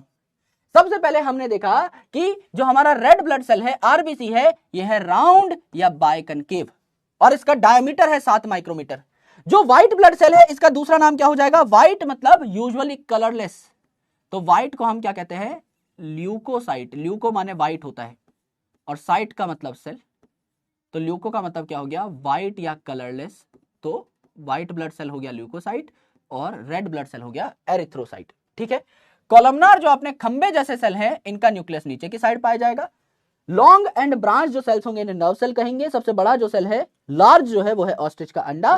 ट्रैकीड जो है इलोंगेटेड है, यानी साइज में बड़ी है, लंबी है थोड़ी सी। मेसोफिल सेल राउंड या ओवल है, इनमें आपके क्लोरोप्लास्ट पाए जा रहे होते हैं। यहां तक की बात अगर चमकी है तो एक बार तारा रारा इन द चैट सेक्शन प्लीज, फटाफट बताइए, उसके बाद हम लोग पोल लगाएंगे, कुछ क्वेश्चन सॉल्व करेंगे। यहां तक की बात समझ में आ चुकी है? बस आज का हमारा काम खत्म, अब हमें कुछ नहीं सीखना है ना। हाँ, एक छोटी सी चीज आप और सीख सकते हो, जैसे आपको प्रोकैरियोटिक सेल का साइज बताया ना 1 to 2 माइक्रोमीटर साइज है ना, ऐसे ही आपका यूकैरियोटिक सेल का जो साइज है उससे 10 गुना ज्यादा होता है, 10 to 20 माइक्रोमीटर। यह बात आप चाहो तो यहीं लिख सकते हो, है ना, ये आप यहीं लिख सकते हो, अलग से लिख लो नोट बना करके। Eukaryotic cell is 10 time bigger, eukaryotic cell is 10x bigger. Prokaryotic cell के साइज से यूकैरियोटिक सेल का साइज 10 गुना बड़ा होता है। देयरफॉर साइज कितना हो जाएगा, 1 की जगह 10, 2 की जगह 20, ये आपका यूकैरियोटिक सेल का साइज हो जाएगा। सिंपल सी बात है, यानी प्रोकैरियोटिक सेल से 10 गुना बड़े होते हैं यूकैरियोटिक सेल, इतना हमें सीखना था। अब देखो भैया, एनसीईआरटी में डायग्राम दिया हुआ है, ये है रेड ब्लड सेल जो कि राउंड और बाइकनकेव है। इनका डायमीटर कितना है, 7 माइक्रोमीटर। ये है आपके इर्रेगुलर शेप के डब्ल्यूबीसी, इनको हमने क्या कह दिया, आपका ल्यूकोसाइट, जो कि है अमीबॉइड यानी इर्रेगुलर शेप के। कॉलमनार एपिथेलियम, जिनका न्यूक्लियस नीचे की साइड पाया जा रहा है, यानी कि बेसल न्यूक्लियस है। यहां पर आपका लॉन्ग एंड ब्रांच आपको क्या दिखाई दे रहे हैं, नर्व सेल दिखाई दे रहे हैं, जो कि सिग्नल एक जगह से दूसरी जगह भेजने का काम करते हैं। ट्रैकीड जो है इलोंगेटेड है, यानी लंबी ट्यूब जैसी है। और मेसोफिल सेल आपके राउंड एंड ओवल हो सकते हैं, और इनमें आपको क्या पाए जाते हैं, क्लोरोप्लास्ट देखने को मिल रहे होते हैं इनकी बाउंड्रीज पे। ये सारी चीजें हम लोग पढ़ चुके हैं। अब मेरे भाई एनसीईआरटी की रीडिंग लगा लेते हैं। अभी तक हमने जो पढ़ा वो सारी बातें एनसीईआरटी में देखकर वैलिडेट कर लेते हैं। एन ओवरव्यू ऑफ सेल, अगर मुझे कोई प्लांट सेल पढ़ना है तो मैं अनियन का पील सेल उठा लूंगा, और कोई ह्यूमन सेल पढ़ना है तो मैं ह्यूमन के गाल का यानी चीक का सेल उठा लूंगा। अगर मैं प्लांट सेल की बात करूं तो प्लांट सेल में सेल वॉल होती है, एनिमल सेल में सेल वॉल नहीं होती। एनिमल सेल में आउटर मोस्ट लेयर जो है ये सेल मेम्ब्रेन होती है। तो सेल मेम्ब्रेन ही एनिमल सेल की डीलिमिटिंग स्ट्रक्चर है, डीलिमिटिंग बाउंड्री है। अगर आप प्लांट सेल को या एनिमल सेल को देखें तो उनमें एक गाढ़ा सा स्ट्रक्चर है, डेंस मेम्ब्रेन बाउंड स्ट्रक्चर है, क्योंकि न्यूक्लियस पे 2 मेम्ब्रेन पाई जाती हैं, तो इसे गाढ़े से स्ट्रक्चर को न्यूक्लियस कहा जाता है। इस न्यूक्लियस के अंदर भी क्रोमोसोम्स पैक्ड होते हैं, और इस क्रोमोसोम के अंदर भी हमारा जेनेटिक मटेरियल यानी डीएनए पैक्ड होता है। अगर आप यूकैरियोटिक सेल की बात करें तो यहां well defined DNA, well defined nucleus देखने को मिलेगा। प्रोकैरियोटिक सेल में वेल डिफाइंड न्यूक्लियस नहीं देखने को मिलेगा। किसी भी सेल को अगर आप देखें तो उसमें सेमी फ्लूइड मटेरियल जो भरा हुआ है, इसे हम साइटोप्लाज्म कहते हैं, और ये साइटोप्लाज्म इस सेल की वॉल्यूम को ऑक्यूपाई कर रहा है, यानी सेल को भर दे रहा है, सेल को पानी से भर रहा है। यहीं पर हमारी मेन सेलुलर एक्टिविटीज होती हैं, यानी कामकाज होता है, रिएक्शंस हो रहे होते हैं, और इसी वजह से हमारा सेल जिंदा कहलाता है, लिविंग स्टेट में रहता है। ये सारी बातें हो चुकी हैं, कुछ भी नहीं छूटा। यहां कुछ सवाल आए हुए हैं, देख लीजिए। Beside the nucleus eukaryotic cell have other membrane bound distinct structure, जिन्हें ऑर्गेनेल्स कहते हैं। ये मेम्ब्रेन बाउंड ऑर्गेनेल्स आपके यूकैरियोटिक सेल में पाई जाती है, जैसे endoplasmic reticulum, Golgi complex, lysosome, mitochondria, microbody, vacuole, सबके बारे में पढ़ेंगे एक एक करके। प्रोकैरियोटिक सेल जो है इनमें आपकी ये मेम्ब्रेन बाउंड ऑर्गेनेल्स नहीं पाई जाती, इनमें सिर्फ राइबोसोम पाया जाता है। राइबोसोम एक ऐसा स्ट्रक्चर है जिसपे कोई मेम्ब्रेन नहीं है, तो ये हर जगह पाया जा सकता है, आपका यूकैरियोटिक सेल में भी, प्रोकैरियोटिक सेल में भी। ये हम अगले सेशन में पढ़ेंगे आराम से बैठ करके। तो राइबोसोम जो है एंडोप्लाज्मिक रेटिकुलम के साथ भी एसोसिएटेड हो सकते हैं, इसके अलावा क्लोरोप्लास्ट एंड माइटोकॉन्ड्रिया में भी पाए जा सकते हैं, है ना। इसके अलावा एनिमल सेल में एक खास चीज पाई जाती है जो सी से स्टार्ट होती है, सेंट्रोसोम एंड सेंट्रियोल, जो कि इनके सेल डिवीजन में हेल्प करती है। ये प्लांट सेल में नहीं पाई जाती। सेल जो है इनका शेप साइज बहुत डिफरेंट हो सकता है, तो अलग अलग शेप साइजेस हम लोग देखकर यहां तक पहुंचे हैं। जैसा मैंने आपको बताया, माइकोप्लाज्मा जो है ये दुनिया का सबसे स्मॉलेस्ट सेल है। इसकी जो लेंथ है ये 0.3 माइक्रोमीटर है। याद रखिएगा, लेंथ इसकी 0.3 माइक्रोमीटर है, तो साइज इससे छोटा ही होगा। इसीलिए जब पीपीएलओ का साइज दिया तो 0.1 माइक्रोमीटर दिया। बैक्टीरिया की जो लेंथ है कितनी दे रखी है, 3 से 5 माइक्रोमीटर। साइज कितना हो जाएगा मेरे दोस्त, 1 से 2 माइक्रोमीटर हो जाएगा, जो एनसीईआरटी में दे रखा है। लार्जेस्ट आइसोलेटेड सेल जो है, सबसे बड़ा लार्ज जो सेल है, ये है ऑस्ट्रिच का अंडा। एंड मेरे भाई ह्यूमन का जो आरबीसी है, इसका डायमीटर कितना दे रखा है, 7 माइक्रोमीटर, तो उसका रेडियस कितना हो जाएगा, 3.5 माइक्रोमीटर। एंड नर्व सेल जो है ये आपके लंबे और ब्रांच्ड सेल हैं, तो ये लॉन्गेस्ट सेल्स में गिने जाते हैं। ह्यूमन का जो नर्व सेल है वो 90 सेंटीमीटर लंबा हो सकता है। जिराफ का जो नर्व सेल है वो 1 मीटर से भी बड़ा हो सकता है। So they are one of the longest cells, बहुत लंबे होते हैं, तार जैसे। और भी अलग अलग शेप हो सकते हैं, जैसे डिस्क लाइक, आपको बाइकनकेव डिस्क लाइक आरबीसी देखने को मिली। पॉलीगोनल मतलब अलग अलग शेप्स हो सकती हैं, कोई स्टार लाइक सेल हो सकता है, डिफरेंट हो सकती हैं, खंबे जैसी हो सकती हैं, डब्बे जैसी हो सकती हैं, गोल मटोल हो सकती हैं, बहुत हो सकती हैं। तो शेप जो है एक सेल की, उसी पे फंक्शन डिपेंड करता है किसी सेल का। भाई समझ लो, मुझे खाना स्टोर करना है, समझ लीजिए मेरा खाना मुझे स्टोर करना है। मैं एक ऐसा सेल हूं जो खाना स्टोर करने के काम आता है। मेरा कैसा शेप में होना जरूरी है, गोल मटोल। जितना गोलू मोलू होऊंगा उतना ज्यादा खाना स्टोर कर पाऊंगा। भाई अगर आप खुद में भी देखें तो अगर आप अपने अंदर ज्यादा फैट स्टोर कर लेंगे, ज्यादा खाना स्टोर कर लेंगे, आप भी तो गोलू मोलू हो जाएंगे। तो मुझे खाना स्टोर करने के लिए गोल मटोल होना पड़ेगा। अगर मैं चाहता हूं कि मैं सिग्नल एक जगह से दूसरी जगह भेजूं तो मुझे पतला लंबा तार जैसा होना पड़ेगा। अगर मैं चाहता हूं कि मैं पानी एक जगह से दूसरी जगह भेजूं तो मुझे पाइप जैसा होना पड़ेगा। तो जैसा मुझे काम करना है वैसे ही मेरी शेप होती चली जाएगी। यहां पर देखिए, प्रोकैरियोटिक सेल जो है, टिपिकल बैक्टीरिया, इसकी साइज जो है 1 से 2 माइक्रोमीटर है। यूकैरियोटिक सेल इससे 10 गुना बड़ा होता है, तो 10 से 20 माइक्रोमीटर। पीपीएलओ का जो साइज है 0.1 माइक्रोमीटर है। माइकोप्लाज्मा की लेंथ 0.3 थी, उसकी साइज 0.1 हो जाएगी। वायरस आपका 0.02 से 0.2 है, लिखवा चुका हूं। ये पीपीएलओ से भी छोटा है, but it is not living cell, इसीलिए इसको स्मॉलेस्ट लिविंग सेल हम लोगों ने नहीं बोला। ये डायग्राम हम लोग ऑलरेडी देख कर आए हैं, तो इसको हम लोग डिलीट कर देते हैं, जिससे कोई प्रॉब्लम आपको ना हो। यहां तक बात अगर क्लियर है, तारा रारा इन द चैट सेक्शन प्लीज, फटाफट बताइए, क्या यहां तक बात क्लियर है? क्या हम कुछ सवाल सॉल्व करें, कुछ क्वेश्चन सॉल्व करें? यस। कल भी एकदम बेसिक कॉन्सेप्ट्स पे चर्चा हुई थी, आज भी बेसिक कॉन्सेप्ट्स पे चर्चा हुई है, बस थोड़े से हमने नए नाम पढ़ लिए हैं, थोड़ी सी नई डायमेंशंस पढ़ ली हैं, कुछ साइजेस के बारे में हमने पढ़ा है, लेकिन धीरे धीरे हम लोग और कॉम्प्लेक्स चीजों की ओर बढ़ेंगे। जैसे कल आपको कई सारी नई चीजें पता लगेंगी। आप प्रोकैरियोटिक सेल के बारे में जान रहे होंगे, तो आपने आज तक लाइफ में मीजोसोम नहीं सुना होगा, हो सकता है आपने एक्स्ट्रा पढ़ा हो तो आपने सुना भी हो। ज्यादातर बच्चों ने मीजोसोम नहीं सुना होगा, इंक्लूजन बॉडीज नहीं सुनी होंगी, साइनोफाइसिन ग्रेन्यूल नहीं सुना होगा। ये सारी चीजें हम लोग डिस्कस करेंगे, तो आपको और मजा आएगा, है ना। आओ मेरे भाई, पंचायत शुरू करते हैं, पंच के क्वेश्चन शुरू करते हैं। यहां पर मैं पहला पोल लगा दे रहा हूं आप सभी लोगों के सामने, गौर से इसको देखिएगा, सॉल्व करिए। Question number 1, plant cell differs from animal cell in. Plant cell कैसे एनिमल सेल से डिफरेंट है? Plant cell differs from animal cell in the presence of centriole, यानी क्या प्लांट में प्रेजेंट होता है सेंट्रियोल? प्लांट में सेंट्रियोल प्रेजेंट नहीं होता। Presence of cell wall and chloroplast, क्या प्लांट में सेल वॉल और क्लोरोप्लास्ट पाए जाते हैं? दोनों पाए जाते हैं। एब्सेंस ऑफ सेल वॉल, नहीं भाई, प्लांट में सेल वॉल प्रेजेंट होती है, एब्सेंट नहीं। एब्सेंस ऑफ क्लोरोप्लास्ट, नहीं मेरे भाई, प्लांट में आपकी क्लोरोप्लास्ट प्रेजेंट होती है, एब्सेंट नहीं। तो plant cell differs from animal cell in the presence of cell wall and chloroplast, यानी इसमें दोनों चीजें पाई जाती हैं। उत्तर हो जाता है मिस्टर बी, उत्तर हो जाता है मिस्टर भूरा बच्चन।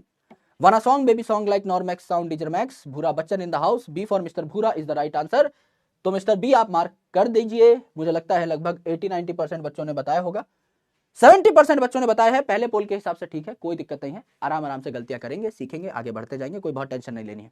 अगला सवाल देखिए, which of the following cell has a diameter of 7 micron, खुद बता दो मेरे भाई, 7 माइक्रोन या 7 माइक्रोमीटर कौन से सेल का डायामीटर था? डायामीटर भी दे रखा है और डायमेंशन भी दे रखी है, फटाफट बताइए। एरिथ्रोसाइट यानी रेड ब्लड सेल, मोनोसाइट आपको पढ़ाया नहीं है, it is a type of WBC, neuron या फिर आपका ब्लड प्लेटलेट। सिंपल है, जो बताया है वही, एरिथ्रोसाइट यानी आपका रेड ब्लड सेल जो है, इसका डायामीटर क्या हो जाएगा? 7 माइक्रोमीटर हो जाएगा। रेडियस कोई पूछ ले तो आपका 3.5 माइक्रोमीटर हो जाएगा। यस, उत्तर क्या हो जाता है मेरे दोस्त? उत्तर हो जाता है मिस्टर 1, मिस्टर ए, अपना Bachchan is the right answer. Correct, बहुत शानदार, ए आपका सही उत्तर हो जाता है। आई होप ज्यादातर लोगों ने मार्क किया हो, क्योंकि ये तो एकदम ही चिंदी सवाल था, है ना, एकदम टुच्चू पुच्चू सवाल था, ये तो सबका सही होना चाहिए। एक बार देख लेते हैं कितना रिजल्ट आया है, लगभग 75%, यहां भी कबाड़ा कर दिया है, कोई बात नहीं। अगला सवाल देखो, सवाल नंबर 3 आपकी स्क्रीन के ऊपर है, ये भी आपने गलत कर दिया है मेरे दोस्त, तो आराम से जाके सो जाओ इसका मतलब आपका मेंटल स्टेट सही नहीं है, आराम से जाके सो जाओ, कोई बात नहीं। पोल की अगर प्रॉब्लम है तो कोई दिक्कत नहीं है, आपकी प्रॉब्लम है तो सीखते चले जाओ, है ना। Main arena of cellular activity in plant and animal cell, चाहे प्लांट सेल हो चाहे एनिमल सेल हो, main arena of cellular activities, ऐसा इलाका, ऐसा अड्डा जहां केमिकल रिएक्शंस होते हैं, वो अड्डा कौन सा है? इस क्वेश्चन का फटाफट चड्डा फाड़ दो, फटाफट सॉल्व करिए कि रिएक्शन का अड्डा कौन सा है मेरे भाई। रिएक्शन का अड्डा कौन सा हो सकता है? साइटोप्लाज्म हो सकता है, नाम ही है प्लाज्मा, प्लाज्मा माने पानी, हमारे केमिकल रिएक्शन जो है सेल के वो पानी में ही होते हैं। तो यहां पर आपका उत्तर हो जाएगा मिस्टर सी, मिस्टर भूरा बच्चन की जगह चूरा बच्चन। आओ मेरे भाई, इस क्वेश्चन को सी फॉर चूरन खिला दो और मार्क कर दो ऑप्शन सी। लगभग 85% बच्चों ने सही कर दिया है। आओ मेरे दोस्त, पोल को इधर ले चलते हैं और चौथा सवाल सॉल्व कर लेते हैं। चौथा सवाल कहता है, ribosomes are found in, ribosomes कहां कहां मिलेंगे? Prokaryotic cell only, only is a dangerous word, only मतलब सिर्फ प्रोकैरियोट में मिलेगा, यूकैरियोट में नहीं। प्रोकैरियोट में 70s था, यूकैरियोट में 80s था, दोनों में ही पाए जा रहे थे, यूनिवर्सल स्ट्रक्चर था। प्रोकैरियोटिक सेल में भी पाया जाता है, क्लोरोप्लास्ट माइटोकॉन्ड्रिया में भी पाया जाता है, और यूकैरियोटिक सेल के साइटोप्लाज्म में यानी एंडोप्लाज्मिक रेटिकुलम में भी पाया जाता है, एकदम सही बात है। प्रोकैरियोटिक सेल में, क्लोरोप्लास्ट में एंड वैक्यूल में, वैक्यूल में हमने अभी तक नहीं सुना, लाइसोसोम में एंड माइटोकॉन्ड्रिया में, लाइसोसोम में हमने अभी तक नहीं सुना। तो हमारी जो नॉलेज है उस हिसाब से उत्तर बनता है Mr B, Mr one a song baby song like नॉर्मैक्स साउंड डीजर मैक्स, मिस्टर भूरा बनता है। तो भूरा जी को हम लोग यहां पर मार्क कर देंगे, उत्तर होता है मिस्टर 2, है ना। और किसी क्वेश्चन में आपको कोई नई बात मिले तो उसको आप ऐड करते जाइएगा, यहां तो आपको अभी तक कोई नई बात मिली नहीं है। मैं आपको कुछ आगे चल के, अभी तो बहुत जनरल कॉन्सेप्ट हम लोग पढ़ रहे हैं, आगे चल के जब थोड़े डिफिकल्ट क्वेश्चंस कराऊंगा ना तो आपको बहुत नई बातें पता लगेंगी, वो मैं आपको बताता जाऊंगा, आप साथ में नोट्स में ऐड करते जाइएगा, है ना। आओ मेरे भाई, लगभग 90% लोगों ने सॉल्व कर दिया है। जिन लोगों का पोल नहीं आ रहा है, आराम से चैट सेक्शन में आप अपना जवाब दे सकते हैं। सवाल करिए पांचवा, विच of the following is present in both prokaryote and eukaryote?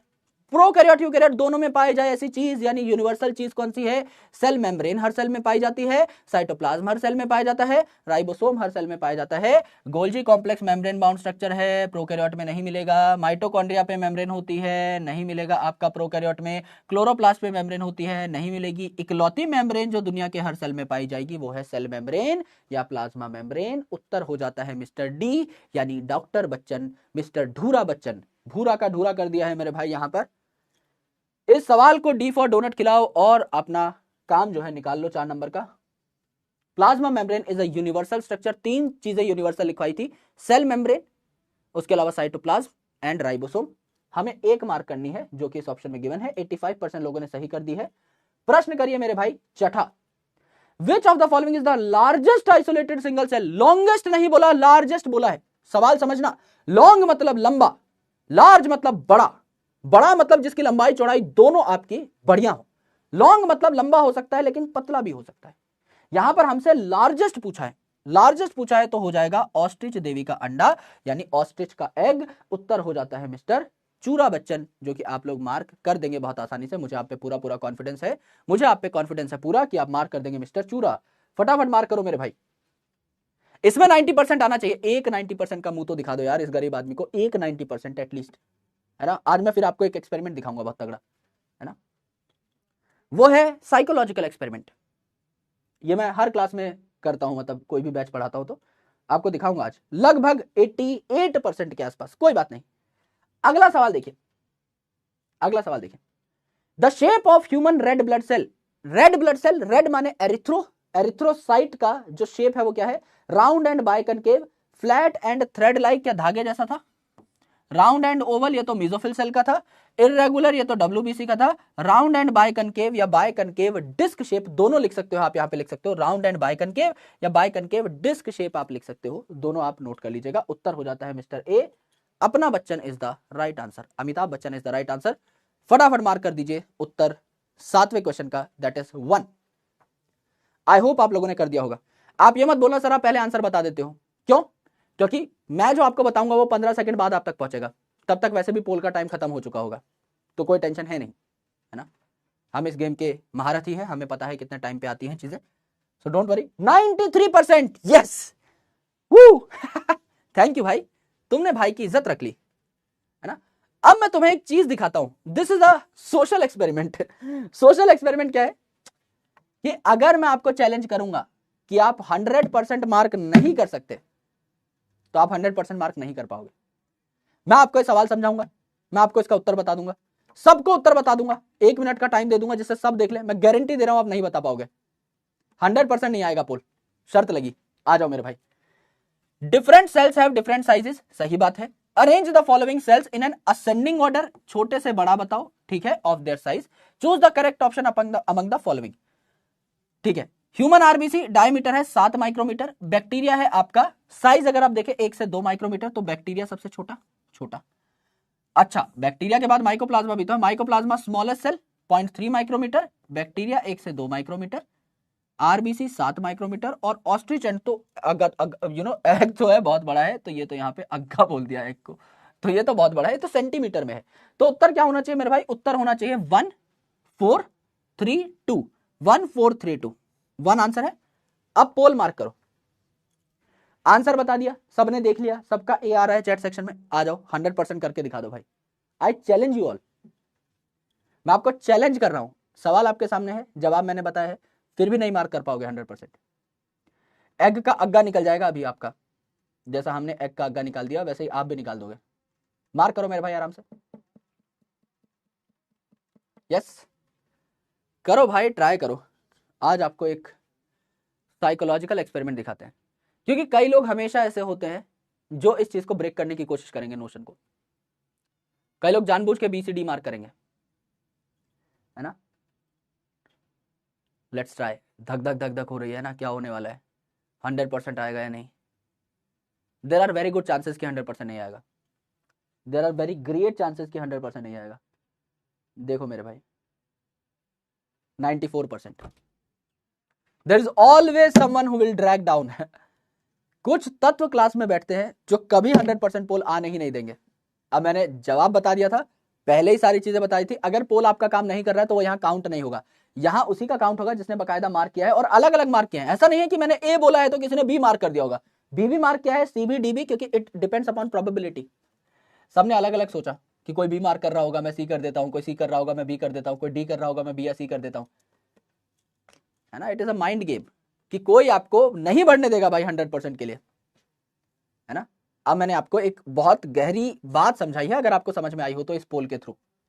There is always someone जो दिखेगा अपनी ही टीम में कि हाँ हम तो 100% हम तो मिलके खेल रहे हैं, पर वो आपके विरुद्ध खेल रहा होगा, है ना। बच के रहना मेरे भाई, क्लास करना खतरनाक बात है। आओ लीडर बोर्ड देख लेते हैं। Shaurya Rai, Zaid Azad, Somu Soni, Ankush Yadav, Anand Kumar, Rishabh, Tripti, Farhan, Zobia and Syed Janoor are in top ranks. बहुत बहुत अच्छी बात है मेरे भाई। अभी मैंने आज वीडियो कॉल का सेटअप लगाया नहीं है, अगली बार हम क्या करेंगे, कुछ टॉप के और कुछ बॉटम के बच्चों से बात करेंगे, जिससे क्लास थोड़ी बैलेंस्ड रहे, है ना। 3-4 बच्चा यहां से उठाएंगे, 3-4 बच्चा एकदम बीच में जो स्पैम करेगा उसको कक्षा में बुला लेंगे और उससे बात करेंगे कि हाँ भाई क्या प्रॉब्लम है ना। अब उसके लिए स्पैम ही मत करने लग जाना, नहीं बुलाऊंगा मैं, यूजुअली इन्हीं में से बुलाऊंगा, बट स्टिल, है ना। आई होप आपकी क्लास अच्छी रही होगी। 8 में से 8 कितने लोगों के आए हैं, या फिर कितने भी आए हैं, एक बार अपना चैट लिखिए फटाफट, स्कोर बता दीजिए। नो पोल कोई बात नहीं मेरे दोस्त, आपको ऐप सीखने में टाइम लगेगा। पोल नहीं आ रहा है तो मैं कोई आपके गले में मेडल नहीं टांग रहा हूं, जो सारे सही बता रहे हैं, कोई दिक्कत नहीं है, डोंट वरी, कोई यहां पे मेडल नहीं बटेगा। In fact most of the time मैं आपको लीडर बोर्ड दिखाऊंगा भी नहीं, आप चिंता मुक्त होकर के अपनी पढ़ाई करिए। आप चाहे चैट सेक्शन में सही जवाब दे दीजिए, चाहे अपनी कॉपी पे सही जवाब लिख दीजिए, चाहे आप पोल में दे दीजिए, एक ही बात है। आप अगर गलती कर रहे हैं उसको आप कहीं भी करेक्ट कर लीजिए, एक ही बात है। आपका फाइनल जो शॉट है that is the NEET examination, वो अच्छा होना चाहिए, वहां पे आपका स्कोर बूस्ट होना चाहिए, बाकी सारी चीजें होती रहेंगी। अधिकतर लोगों के 8 ही सही आए हैं, पर जिन लोगों के 7 आए हैं, 6 आए हैं, अपनी गलतियों पर रिफ्लेक्ट करिएगा। आज एक डीपीपी आपको मिल जाएगी या कल सुबह तक आपके पास आ जाएगी, उसको सॉल्व कर लीजिएगा इन द क्विज फॉर्मेट। और पिछली जो डीपीपी थी उसमें भी एक आधा सवाल आज के लेक्चर का था, उसको भी सॉल्व कर लीजिएगा, आपको मजा आ जाएगा। यस, और उसके बाद हम लोग होमवर्क की तरफ बढ़ लेंगे। चाहे बॉटनी में डीजी आप पढ़ लीजिए, बाद में मंगा लीजिएगा, या तो अपने क्लास के नोट्स पढ़ लीजिएगा हाथ से। आप अगर नोट्स लिख रहे हैं well and good. Objective NCERT punch या मॉड्यूल के सवाल सॉल्व कर लीजिएगा, सवाल आपके यहां पर मेंशन्ड है। और मेरे दोस्त एक छोटी सी बात, एक छोटी सी आपके लिए इंफॉर्मेशन कि इन्फिनिटी ऑफरिंग्स आई होप आपने सुनी होंगी कि आपको अलग अलग चीजें मिलती हैं। जैसे जितने भी पुराने बैच के लेक्चर्स हैं वो सारे, पिटारा यानी आपको एनसीईआरटी प्रैक्टिस मिलती है, टेस्ट पास यानी कितने भी टेस्ट आप दो, इनफाइनाइट प्रैक्टिस, खुद के टेस्ट बनाओ, प्रिपरेशन मीटर, कितना आपको टॉप मारने के लिए काम करना पड़ेगा उसका एक मीटर है, एंड आपको अपकमिंग सारे बैचेस मिल जाएंगे if you take the infinite feature, है ना। और आपको अगर मॉड्यूल मंगाने हैं तो ये भी आप मंगा सकते हो 2699 में। If you want to have module separately, आप पीडब्ल्यू की ऐप पे जाओगे, स्टोर का फीचर आएगा, स्टोर पे क्लिक करोगे, नीचे कार्ट बनी हुई है स्टोर वाली, जैसे अमेजॉन की कार्ट बनी होती है, उस पर क्लिक करोगे, स्टोर पे जाओगे, डायरेक्टली आप मॉड्यूल्स को परचेज कर सकते हो if you want to purchase. कोई यहाँ पे वो नहीं है, ऑब्लिगेशन नहीं है। If you want to purchase आप कर सकते हो, है ना। अगर if you want to purchase punch कर सकते हो, if you want to purchase module कर सकते हो, टोटली आपका कॉल है। यस यार, देखो जनरली एक बात मैं ऑनेस्टली बताता हूं दिल से, इस बैच को सेट होने में थोड़ा टाइम लगेगा, 5-7 क्लासेस लगेंगी, क्योंकि शुरू में काफी सारा बच्चा आता है और हर बच्चे का माइंडसेट अभी अलग है। हर बच्चा मुझसे एकदम जुड़ा नहीं है, एकदम अलाइंड नहीं हुआ है मेरी सारी की सारी बातों पे। 1-2 हफ्ते में, यानी अगली 2-3-4 क्लासेस में आप मेरे बहुत गहरे मित्र बन जाएंगे। आप मेरी एक एक बात समझना स्टार्ट कर देंगे, आपको पता लग जाएगा कि इस बैच में चीजें कैसे काम करती हैं, कैसे हम पढ़ाते हैं, and ultimately you will start enjoy the learning process. आप उसको एंजॉय करना सीख जाओगे। अभी आपको लग रहा है बहुत बेसिक चल रहा है, अभी बताओ अचानक से आपको मैं केमी ऑस्मोटिक हाइपोथेसिस पढ़ा दूंगा तो दिक्कत हो जाएगी। अचानक से मैं आपको ईटीएस पढ़ा दूंगा, दिक्कत हो जाएगी। क्रैब साइकिल पढ़ा दूंगा, दिक्कत हो जाएगी। ग्लाइकोलिसिस पढ़ा दूंगा, दिक्कत हो जाएगी। फोटोफॉस्फोराइलेशन पढ़ा दूंगा, दिक्कत हो जाएगी। चीजें ग्रेजुअली मूव करती हैं इजी टू हार्ड की तरफ। सिमिलरली अभी आप सेल पढ़ रहे हो और सेल सबको आता है, हो सकता है आपको बोरिंग लग रहा हो, पर टेंशन मत लीजिए मेरे भाई, आगे आने वाली जो 4-5 क्लासेस हैं उसमें सारी की सारी हवा निकल जाएगी। जब मेम्ब्रेन के क्वेश्चंस बनाओगे, जब आप इज्जत से बैठ करके बड़े बड़े टॉपिक्स पढ़ रहे होगे, सारी हवा निकल जाएगी। जब आप सेल साइकिल, सेल डिवीजन में आओगे, जब आप मियोसिस 1 पढ़ोगे, जब आप प्रोफेज 1 पढ़ोगे, आपको पता लग जाएगा कि बायोलॉजी किस चिड़िया का नाम है। अभी आपको समझ में नहीं आएगा, अभी बस मुझसे आगे मत भागना। मैं आप लोगों को बहुत ही स्लो लेके चल रहा हूं, इनिशियली एकदम बेसिक कॉन्सेप्ट से एक एक शब्द बताते हुए।